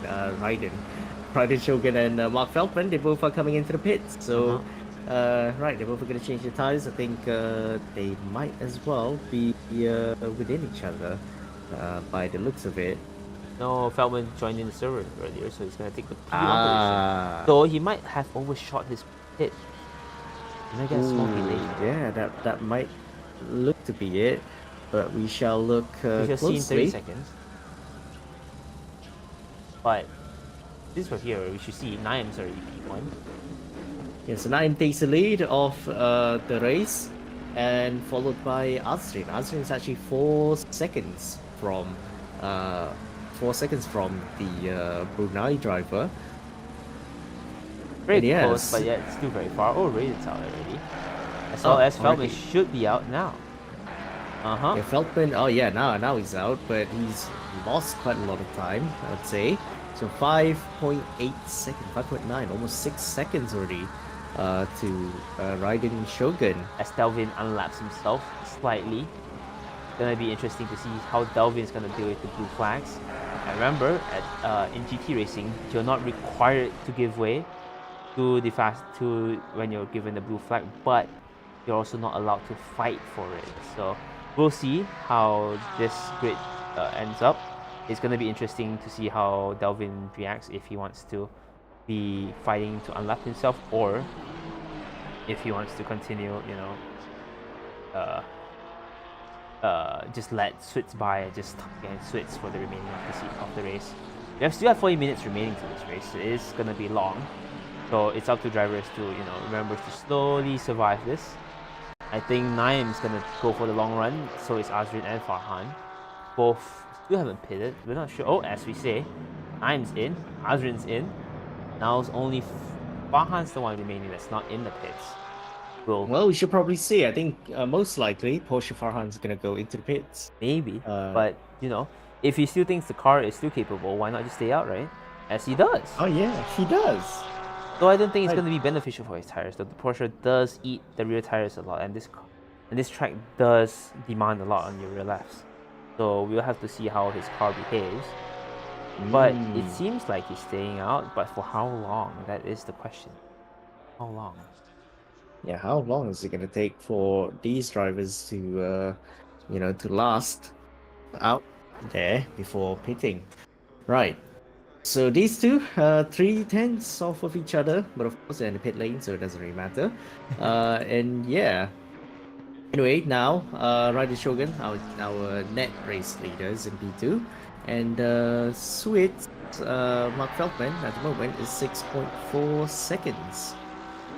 As we see Naim coming out of the pits, just behind them. Naim's coming out of the pits, just behind Raiden. No, just behind Raiden. Behind Switz. Just behind Switz. A second behind Switz. Alright, so our timing screen's a bit bugged at the moment. So yeah, it's currently showing Farhan's still leading technically, but yes. Naim. Okay, there you go. So Naim's they say it's P4, but like we haven't seen Switz. Oh, there you go. All right, now the timing screen's oh no, Azrin has a stop go. Huh? Azrin has a stop go. Oh, for speeding in the pit lane. What are these rookie mistakes? A real bummer. Real bummer for these drivers. So Azrin has to serve a stop go penalty for speeding in the pit lane. So 30 seconds stop and go. It's gonna be an eternity for these drivers. It was all going so well. Yeah, indeed. He was leading the AM class as well. So, may as well quickly take care of his stop go penalty before anything else, because otherwise Porsche Farhan may as well be in the lead of the AM class. Now it's all up to Farhan to make sure there is no issues. Okay, so how far are they? At the moment, Ferrari Farhan is, Porsche Farhan, 20, 25, 40-ish seconds.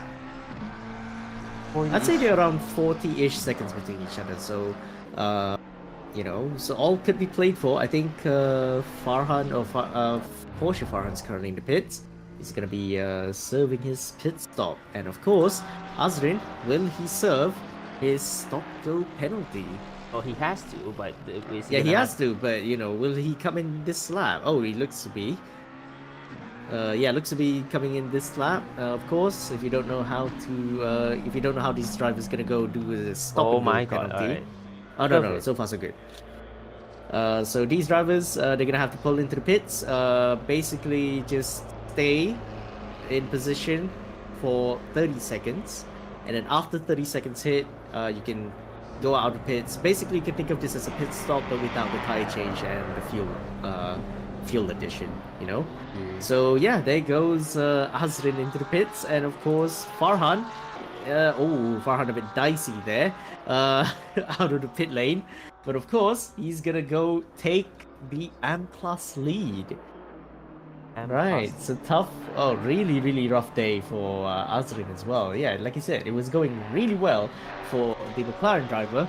Of course, had he practiced his pit, entrance, this couldn't have happened. But it's all right.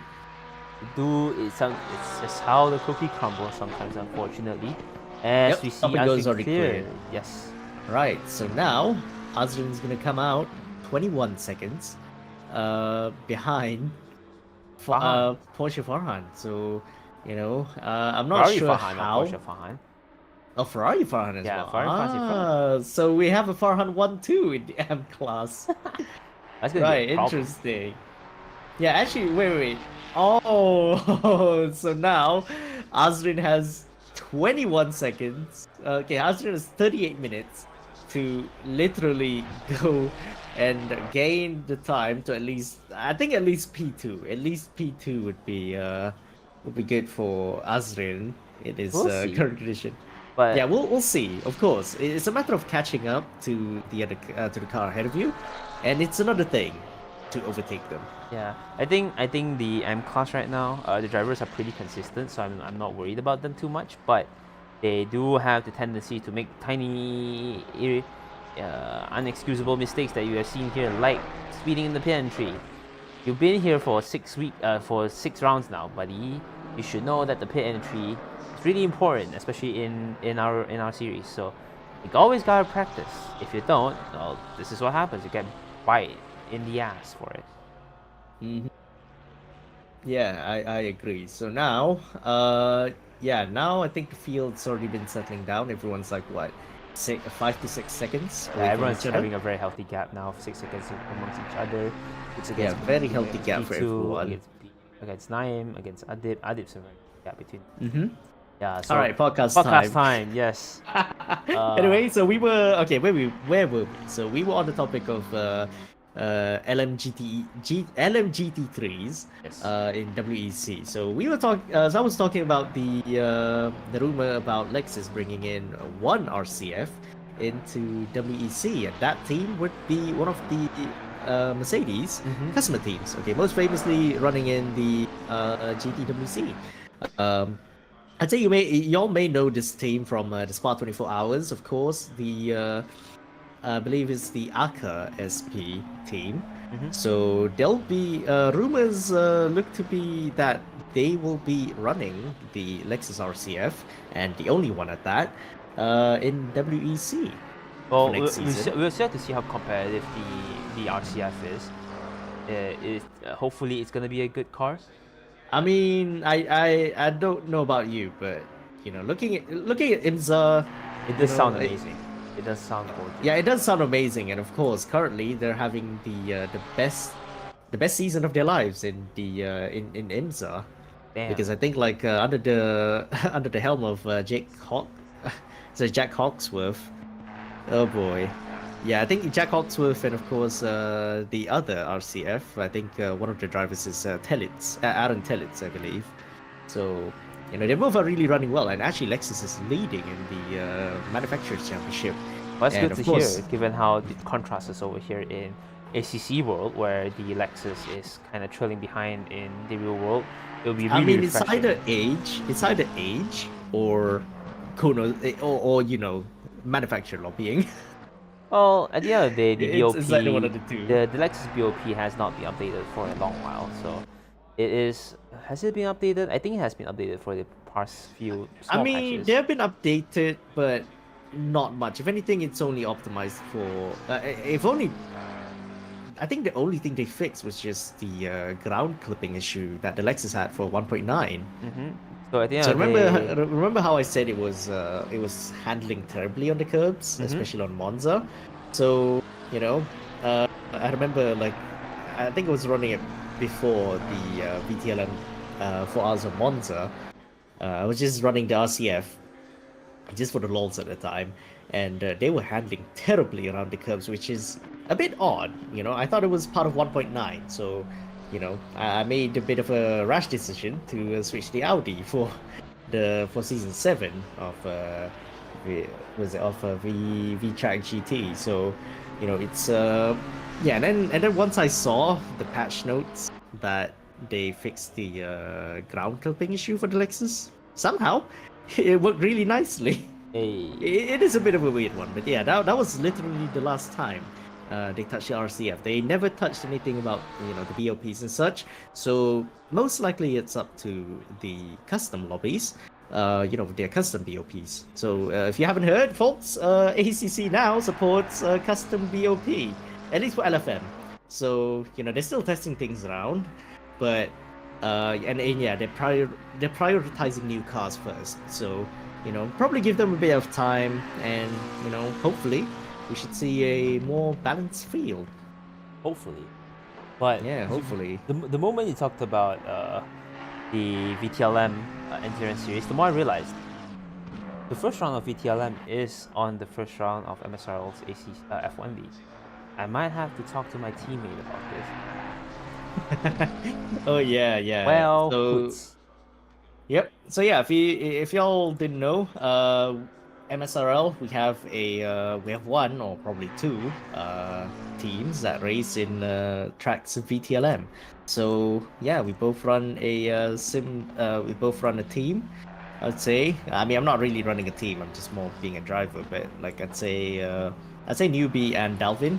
They're both the I call it the main representative for MSRL in VTLM. And I think like last time we raced in VTLM, yeah, we took home a win. hey. Yeah, y'all took home a win in Coda. Yeah, one of the trickiest tracks to to race on as well.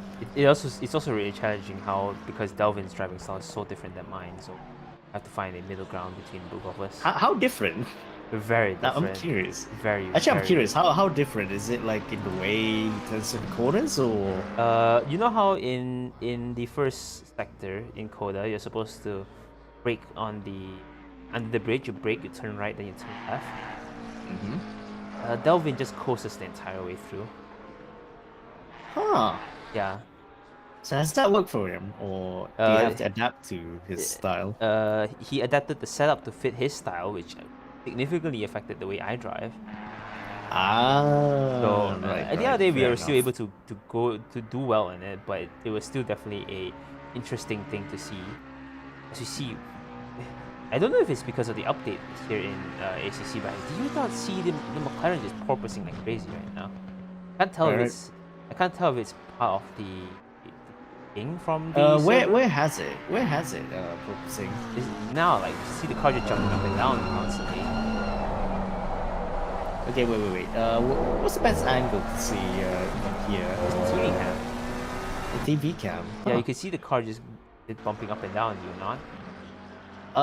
Yeah, a bit actually. Yeah. I've not I noticed see it then. this. Huh. Right, that's a very interesting tactic from McLaren. I'm not sure if it's because of the Silverstone bumps. I mean, it may happen. I know like Silverstone has this one distinct bump just before Stowe. Like when you turn so much to the left, when you go to the left, like just before Stowe, like there's this big bump. I usually brake just after that, and yeah, I thought that was the bump that you meant. But yeah, now that I look at it, it seems to be that the McLaren is kind of porpoising a bit. To be fair, since the 1.9 update, they did fix the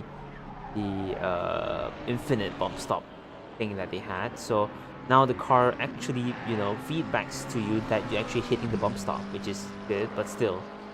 I don't know if it's a McLaren thing, but I remember other cars do it, but not to this extent that the McLaren's actually doing right now. Okay, not in this area, but so I think like around. It's definitely very prominent as you exit for the. Oh, there you Straight, go. Yeah, it's a bit of there. Yeah, it's a bit here and there. Yeah, as you see the car diving into braking zones, as well as leaning, you'll start to see the car moving up and down across the track, as you can see there. Yeah, is it that one? As you see, it jumps up and down as it goes through the corners. I think I don't know about you, but I think this is more to Raiden's setup. Probably down to his suspension, but yeah, that's odd.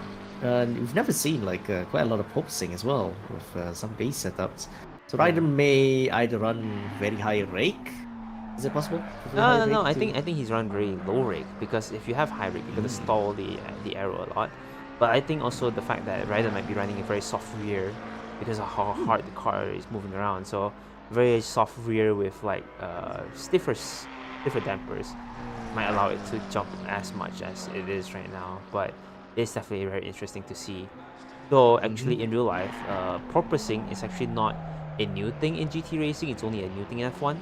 So it's actually not out of the norm that the GT cars are porpoising. It's just that it is the first time that we see on commentary where the car is actually shaking pretty vigorously than what we have seen previously so far. Yeah. It's you can see it kind of vibrates up and down as well. Now I'm curious if other cars do it. Okay, we can watch Naim at the moment. So far, his car looks okay. Yeah, Naim's car does not move at all. The Mercedes, well, you can see a little bit go up and down, but that's more of the bumps than anything. If anything, it's dampened even better than the McLaren. And I think the McLaren might be running mean dampers if that's the case. How much bumps it's taking? Yeah, it does look like it. And, pretty stable. And yeah, now that we're looking at Naim, is actually currently the fastest driver on track. So at the moment, coming through the Cops corner, you can see probably from the angle, looks a bit like he's drifting slightly, but in a very controlled manner, of course. So now he is currently P3 overall. He's chasing Mark Feldman in the Porsche, and I think Feldman has already lapped Dalvin once again. It may have taken a bit of a while because, as we see, Naim is actually closing in a bit on Mark Feldman. Of course, he has an obstacle to go through in the form of a Ferrari, a red Ferrari of Dalvin. So there you go, Ryan, save replay. I saw that. Yes. Actually, wait. I thought you saved your replay during the pits. You're supposed to watch, which I did. No. I thought you did when. Oh no, I did not. These guys did it or something. That's fine. So yeah, these two. I'm not saying battling for position, but of course they are really close to each other. So we shall probably watch this for a while. But of course, back to the podcast for the time being. Yeah. So the okay, so the Lexus is already out of the way. What do you think of the GT3 though? You mean WC GT3? Yeah, the LFR. Yeah, they're gonna call it the LFR. Apparently. I think at the end of the day, I think it's gonna be easier for manufacturers because we're trying to cut down on the amount of different type of cars that we have. But it is a shame that we are, kind of at this point melding everything, becoming GT3s, because we had the previous years we had the death of DTM, which transfers into a GT3 car, race, which now if you see the grid, it's all AMGs at this point. And then you have now WEC going into GT3s. As much as we are racing GT3s all the time, I feel like the lack of variety is definitely a bit sad for the sport as a whole, but it's understandable given that you want to standardize everything. The more standardized you have a series to be, and the more races that the car can race in, the more manufacturers are going to join. And it's kind of why we see Toyota coming in with a RCF GT3.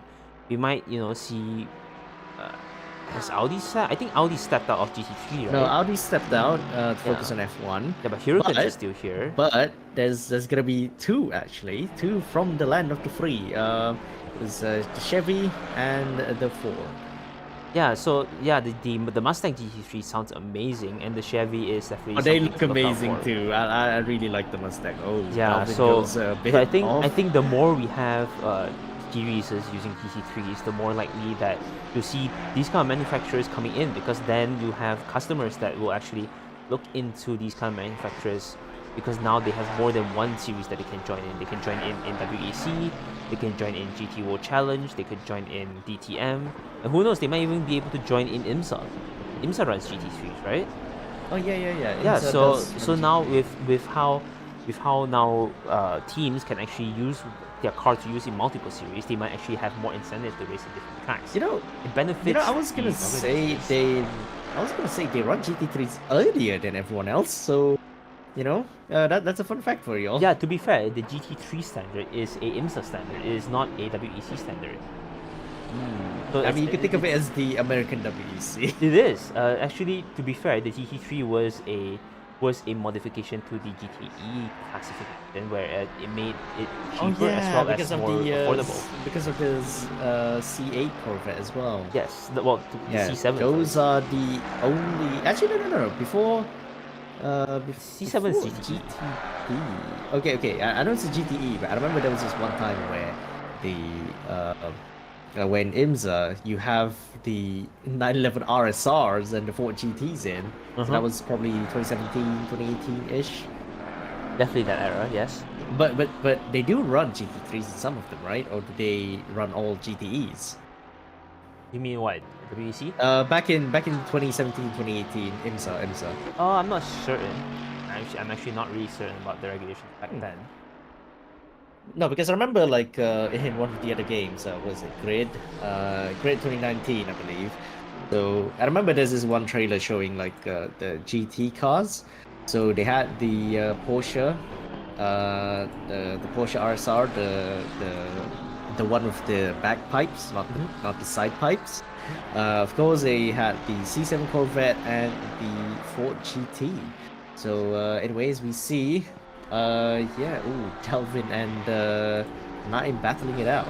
Blue flags, so Delvin has to. Yeah, definitely blue flags, but of course Naim probably has to dive down the inside. Here at Village, not really giving way is the Ferrari. Of course, Naim has to work a bit harder than that, says the Malaysian. Being pretty generous and not flashing Delvin for it.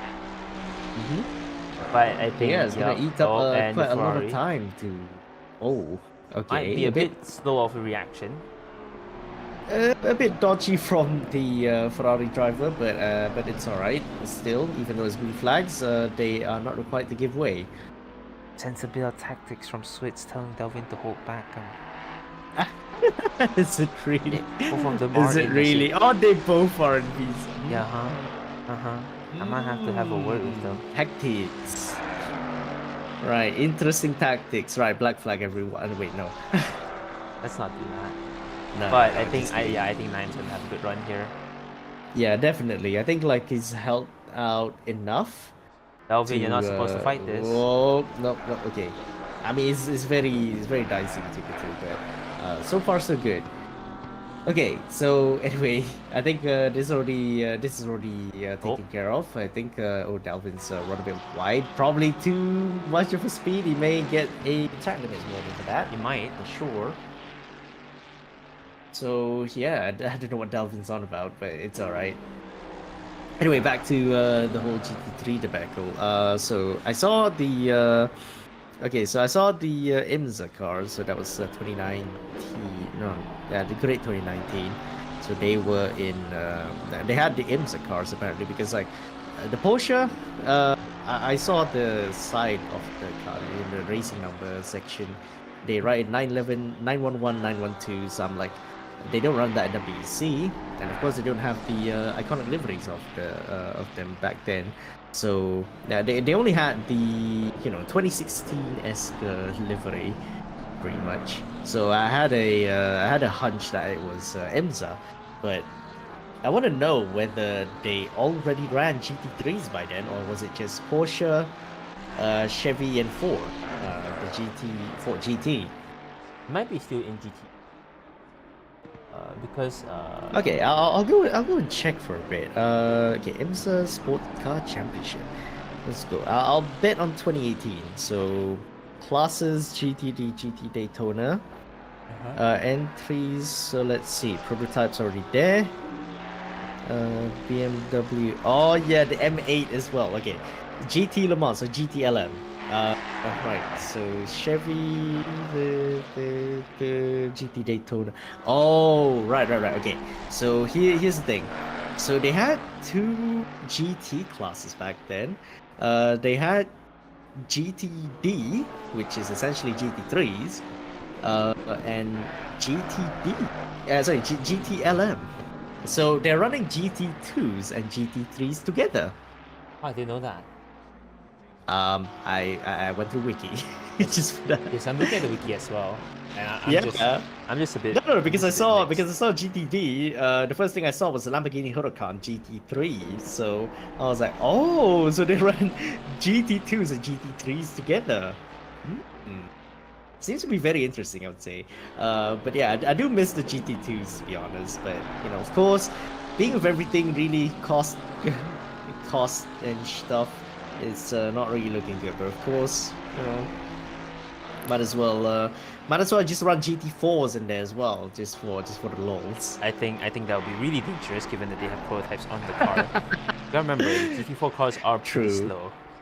They're really, True. I mean, they are road cars. They're really dangerous with how they have GT around GT4s. So it's definitely going to be actually, on the topic of WEC, right? Now that they're running GT3s in 2024, what will happen to the other race series? That is the Michelin Pilot Sport Challenge. No, it's not Pilot Sport. Road to Le Mans. Sorry, I think it was a Le Mans only exclusive, because I remember that was the only racing series up until next year to run GT3s around the full layout of Le Mans.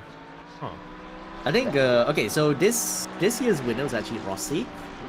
So Vale finally won Le Mans, even though it's in a GT3 class, not really in WEC, but you know, still you could say he won Le Mans. And it's definitely gonna be interesting. So I think it's up to what will happen.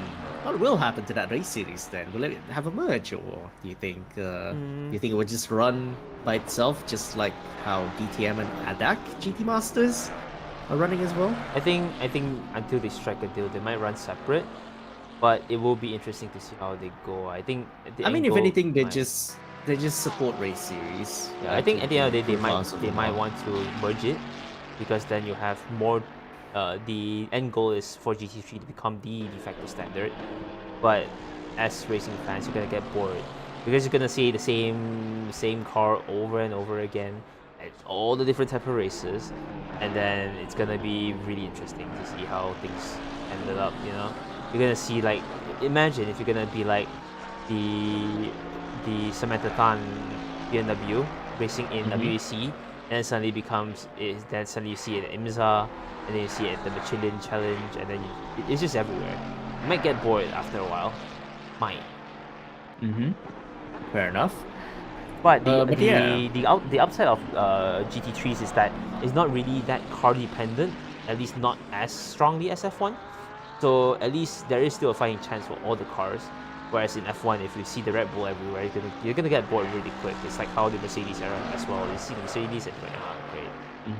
All right, you want to know what my hot take is? Yeah. Bring back silhouette cars for Le Mans.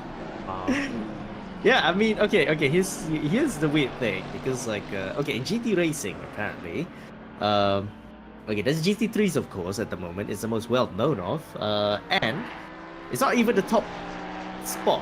It's not even the top class of the whole GT racing, because that honor goes to the class 1. So basically the silhouette DTMs that we had in 2018 pretty much, 2018 and earlier, and of course currently Super GT. So honestly, like, I'm surprised that DTM and Super GT haven't raced against each other. I mean, they did before, but you know, I'm just surprised how they have never merged into one because Yeah. you know, I'd say if they did, that may actually bring a The bring a bit of an interesting prospect to The Super GTs have a whole very interesting lineup. class, yeah. And I don't know why. Is it really? Because I'm not familiar with Super GT. Is it only in Japan? Because it's all every time I see Super GT, it's always in Fuji. Yeah, Super GT is you can think of Super GT as Japan's own not saying WEC, but you could say it that way. Yeah, because I always just see Super GT at Fuji, and it's like the Super GT 500s. It's not just Fuji. They're mostly racing in Japanese tracks. Yeah. I mean, at the end of the day, it's basically just IMSA, but in Japan. It's WEC. You can think of GT500. It's JEC. It's Japanese. It's Japan Endurance Championship. JEC. I mean, fair. You could say it's that, you know, but yeah, I'm just honestly I'm very shocked that you know, despite them actually trying a few races together. So I think if anything, it's just DTM coming over to Super GT for a few races. They bought like what 3 cars. Basically, they represented 3 or 4 brands like that, and they race against each other. I'm not sure how that went, but yeah, I mean, I heard about the merger. And even worse, there was the M4 Class 1. You know the M4 GT3? Think of it as a silhouette car. God, I would have loved that. Okay, they have it in R Factor 2 for a free update apparently, but I haven't tried that. And I've not probably touched R never Factor will. 2 in a very long time. Yeah, I mean, for me, I never will at the moment. Anyway, You need I mean, to I get have on a your wheel wheel now, so why shouldn't I try it? So I say you need to get on your wheel. No, space would straight now. Anyway, it's fine. But yeah, I mean, I don't know. I'm a little bit pissed about the whole Class 1 situation because even though they're supposed to be the top of the GT echelon, they're not that well known anymore. If anything, it's only Super GT remaining. So, you know, so far, I'm actually really glad that Super GT is still a thing because I really love silhouette cars. You know, really wide and all the aero bits. You know, it has that time attack. Yeah, it has that time attack vibes. You know. And well, part of me kind of wishes that GT3 kind of follows this way, especially with the you know, Priuses, the Subaru BRZs and such. Yeah, I've seen those. They are insane. Yeah, I mean, they also have okay, if you don't know about Super GT, they have 2 classes as well technically. Yeah, the GT500 as well as the GT300, right? Yeah, so GT500 apparently GT500 they have all the engines have 500 horsepower. One funny thing is, all of them must be in front engine. I think some of you might have heard that the Honda NSX back then, well, they are technically mid-engine, but they are forced to run front engine. Oh my god. Which is weird, but they still won a few races. I mean, they had a success ballast kind of thing going on. So, you know, I'd say to an extent, the racing has been really interesting. But it's so cursed though. It is cursed, but hear me out. The quality of racing there, the last time I saw it, and of course the the whole aero bit, the engine noise, the racing at on the racing at Super GT. Every time I see it, it's just amazing. They are amazing. Oh, we see drive-through. Oh, a drive-through for number 22. Well, Number 22 has a what are you drive-through doing? penalty. For track limits. Oh, what no. are you doing? Shogun's not gonna be happy about this, as well as Naim got the fastest lap of the race. Yeah, he's getting points. Raiden's gonna be hot on his heels right now, just to make sure that, you know, he might want to just push it just to get that fastest lap away from Naim. Wait, so hang on, so if Raiden doesn't get this fastest lap, what would actually happen? I think Raiden will still win, but it will be really close, and I think Raiden's trying to, you know, get as much points as he can just to get away from Naim right there, a bit in the background, and we see another close battle going on with Ferrari Farhan right now, between Ferrari Farhan and Adib. Adib's been struggling quite a lot as well, which is a huge disappointment for the BMW driver. But of course, yeah, I'd say Feldman, really tough luck for him. I think like the top three, at least the beginning of the race, they were, yeah, let's just say they were not really doing well. I mean, only Raiden so far, but yeah, side by side between the two drivers, coming into Stowe, we can probably ride on board with the Ferrari driver. Oh, very close between these two. But where will Ferrari Farhan make his move? I mean, he doesn't have to risk it much because the next car right behind him. Oh my god! Whoa, there's a tap! There is a tap. Made contact! You guys, they made contact! You gotta get out the road. I know you're trying to get them by, but you gotta get out the road. Oh my goodness. Okay, so they came together. Of course, Ferrari Farhan being the better, I'd say acknowledged his mistake and made it. He let it pass. He let Adib pass. But right, it's so definitely going to significantly affect both of their races. I think, kind of in a sense, Adib kind of broke a bit more than he needs to. But in the end of the day, it's up to Farhan to overtake safely, and I think it was unfortunate enough for the both of them. It's a drive-through for Feldman. He's already cleared it, so now he will come out in P3. So still has a nice gap to Porsche Farhan, but of course that's his P2 away from him. Of course, that's gonna give Naim. That's gonna give Naim more advantage because he's now in P2, also with the fastest lap.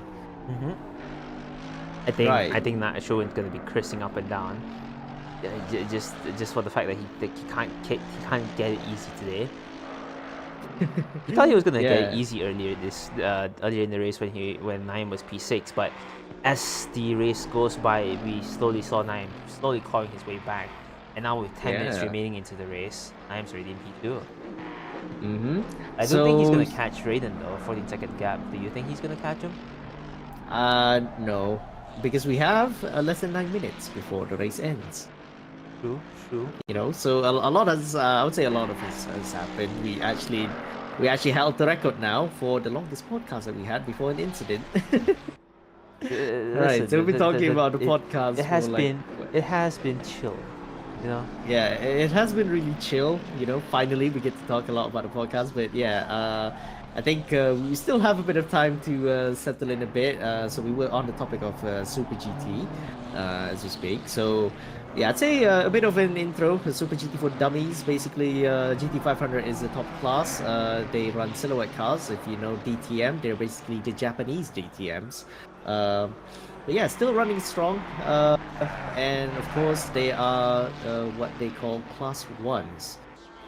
Yeah, so they have a silhouette style kind of racing, basically wide-bodied and very angular curved shapes.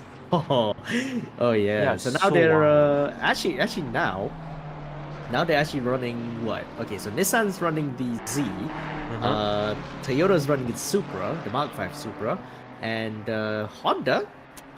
Interestingly enough, they're running the Civic Type R. Is it? I thought they were still running the CRZ the last time I saw them. No, CRZ. No, the CRZ might be really old. No, the CRZ's not there anymore. Before the Civic, it was actually the it was actually the NSX, the front engine NSX. Yes, the very crisp. Oh, look at this! Now, Ferrari side by side with Adib, they're going through cops. The cutback switches back. Oh, that's a great switch back from the Ferrari driver. But he's not done yet. Coming to Beckett's and Beckett's. Oh, he's actually done it. Ferrari Farhan has done it. He's now up to P5. Amazing. Well done. Yeah, amazing. Round of applause. Overtake right there. Yeah. We can have a replay of that if you want. Yep, let's go. Okay, we can have a replay. We can watch the on. Oh no, we've done it. You've done it. Okay, I've done it. It's okay. It's okay. Alright. We don't have replays anymore, Christ. Oh well. Alright, so now actually Adib is looking at the gap and looking at the timing screen. Adib and Ferrari Farhan's actually close as well. Oh, he runs a bit wide. That may be a track limits warning, but you know, so far so good between these two. Of course, these two would not stop fighting for P5, and even though it's not for class, of course, for position. At the end of the day, if you finish one place higher than the other driver, despite being in different classes, it's still good. I mean, they're technically racing overall, so all good for them. But still, position points are still points at the end of the day. Yeah, exactly. Points are points. Yeah, because at the end of the day, the overall championship actually still is really close. You have drivers that are like 2 points gap, so having points will definitely be a very big advantage for either positions. Definitely. All right. So anyway, now I think Ferrari Farhan's pulling a bit of a gap to Adib, who's now struggling quite a bit, and of course behind them is a charging Azrin. So Azrin, if you didn't know what happened, he sustained a stop-go 30 for speeding in the pit lane. So he went from the lead of the AM class down to P3. So not looking good for the current championship leader, but of course he may just add this round to the drop rounds as well. It's either this one or the previous one, actually. Might as well. Yeah, might as well. But we shall see the AM standings once the whole season's already over. So if you don't know, now we're in the final 5 minutes, and of course we are under 5 minutes away from wrapping up the MSRL. The MSRL season, okay, the third season of MSRL season 3. So now, newbie, what do you think of the whole season, as the season as a whole? I think this has been MSRL's greatest season. I think we've definitely have improved the quality of grid that we have here. We had really good, amazing drivers here. We had, we are able to prove that it's not just being quick for the first hour that you have to be good at. And I think the 90-minute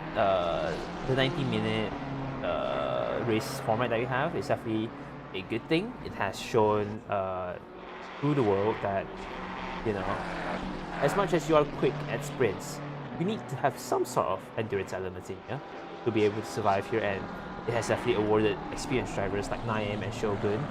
Both are really experienced endurance drivers it opens up the rest of the world to know that you have to improve and not just be in your small sprint bubble to be able to succeed in this league that we have here. Definitely. So yeah, I'd say my highlight of the season so far is actually how well these drivers battle with each other. Even though yes, we have seen a lot of chaos unfold. But once the grid settles down like this one, we see a lot of really amazing racing. One of it, like most recently, Ferrari Farhan overtaking Adib and Isco that we're coming up right here. Cops having a switchback on Adib. So yeah, it definitely shows the quality of grid that we have right now. And of course, if you're watching right now, you can be part of it. Anyway, yeah, if you want to sign up for next season of MSR ACC, be sure to join our Discord server. It's in the description of the video. You can also follow our social media on Twitter, Instagram, and some of the others. You can check us out in the video description. Right, so now we have 2 minutes and a half to go. And yeah, there's been a lot of moments right here. So I'd say that actually we just saw someone else taking up the fastest lap. It's actually Delvin. So Delvin now has the fastest lap of the race, 1:59.1. Right. Delvin really wants to snatch up points away from these two. Oh yeah, definitely. So if someone else gets the other point, then how would this go? Who was pole again? Just how it was Swiss that was pole, right? Yeah, Swiss was pole. And then earlier, Naim was the one with the fastest lap. Now Delvin's the one with the fastest lap, actually. So yeah, I'd say qualifying best. There we go, 2:00.199. Okay, so best lap for each of these drivers. So Delvin is actually 5/10. 5/10 faster than everyone else. I'm not sure if he's going on low fuel. Probably just put the tires. But we shall probably see. I think it's most likely. Do you want the points that we have? the drop rounds, I might have the calculations up if it's a bit too early. Okay, so as it stands, how does it look like? Before drop rounds, we have P1 Raiden, P2 Naim, and P3 number 89 Farhan. And guess what it is after the drop rounds? What? P1 is still Raiden, P2 is Naim, and P3 is Porsche Farhan. Whoa, look at that. Oh, maybe I that was shouldn't very talk too close. soon just yet. But we do have. Wait, hang on. So before drop rounds, is it Ferrari Farhan or Porsche Farhan? Porsche Farhan. Ah, okay. So wait, But don't they still the same? It's still the same, but we still have a very strong fight for the Ferrari Farhan that we see here. It's Adib. Both, if drop rounds are in effect, both have 50 points to their name. So it's really look at that. up to the last 30 seconds for. Of course. Adib. Look at that. He does a final lap. He does a final lap now. Now Adib's gonna have to hold watch it. the battle ongoing right now. Where will Oh my God, give us space. Ferrari Farhan go? It's gonna go around the outside of Club, but so far it has been it hasn't borne any fruit. What was I can say? But yeah. Ferrari, let's go. We gotta fight for it. All right, come on. All right, Farhan, Ferrari Farhan, if you're listening to this, or someone can convey it to him, just say we're telling you all to fight. Send it. fight. Come on, we have this final fight of the season. The final fight of the season is gonna be amazing. Come on. Yeah. Let's anyway, go. final lap for Raiden Shogun. He's currently coming through. Actually, he's coming through Stowe, so we still have a bit of time. Farhan still have a lot of time to pressure Adib. Yeah, still have definitely. a long way to go. So hopefully he's able to do it. That's basically another half track, a track and a half to complete this overtake. Yes, just watch out behind because Azrin is coming. Yeah, look you gotta at make sure they don't fight background. too much as well. Yeah, indeed. We'll get wide from the BMW driver, and now Ferrari Farhan may as well be a bit blocked past. They may have gotten the park of the bus treatment in the Ferrari right there. So, Very valid, yeah, but still. one more lap to go for these drivers, and now we're gonna go back to the leader of the race. So a really clean sweep from Raiden Shogun. He has done really superbly throughout the race. I think he's gonna be the only one who's scored. I'm gonna stop you right there. I'm gonna stop you right there. We're not done yet here. Raiden might cross the line. We're not done yet, but yeah, Raiden might cross the line, but we are not done yet one bit. Yeah, we're kind of waiting a bit for Raiden to cross the line, so give me a sec. Alright, so yeah, Raiden's coming through the final corner, and he's gonna be our, provisional world champion. Leader has finished. It is our provisional champion. Raiden wins the race yeah, Raiden wins the race. Okay, there you go. Alright, P2 would be Naim, but of course we are watching the battle for P6. Battle for P5. P6. P5, sorry, battle for P5 at the moment. So yeah, Naim crosses line in P2, well done to him. And of course, Falcon will cross the line in P3, but we are waiting for the timing screen to, to wait for him. But yeah, anyway, right, where will Ferrari Farhan go? We shall probably see. Over nose to tail between these two drivers, and Falcon's already crossed the finish line. Yeah, not a good exit. It's gonna turn out really bad. So, do you think? Okay, I'm willing to bet that there's gonna be a dive bomb somewhere. Hopefully not. At the end of the day, we're still here to race. Yeah. But as we say it, my God. The BMW driver closes the door in the last minute. Will he get to defend his P5? Oh, parking the bus, goes to BMW driver, nose to tail. A small between nudge, these I think. two. Onto the final corner. They go. Adib wins the battle for this one. He comes home in P5. Ferrari Farhan in P6 and Azrin in P7. Amazing effort. Oh yeah, amazing effort from these drivers. Well, I guess right, I have to anyway, change the the points last now. one. Huh? I have to change the points now in the standing. Oh yeah, it's gonna be later on. But yeah, anyway, Dalvin coming through left field. Really tough luck for the Ferrari driver, who at one point was in P2 before the pit stop, which ultimately costed him a stop go 30 for speeding in the pit lane. But nonetheless, Dalvin comes home to cross the finish line in a moment's time into P8. He crosses finish line now, and he finishes in P8. Bravo to everybody. involved in this Golf race. claps all around. Yeah, claps all around. Okay, really entertaining race. Okay, especially at the start, and yeah, we like to congratulate, especially Raiden Shogun. He is, well, unofficially, our world champion for not really world champion, but like season three, Season 3 champion. champion. Yeah, season 3 champion for MSRL ACC. So most he has the most chance because he's won every race, and I think I think Naim, huh? A clean sweep across the entire season. Yeah, definitely. He's currently our only driver, the first and only driver to have a clean sweep in our league. So yeah, kudos, well done to Shogun. I also have to congratulate Naim as well for taking 2. It has been a pretty strong fight for Naim. Yeah, really strong fight. Been keeping Raiden on his toes the entire season. Yep, and of course, Mark Feldman finishes in P3. I believe his first podium of the season.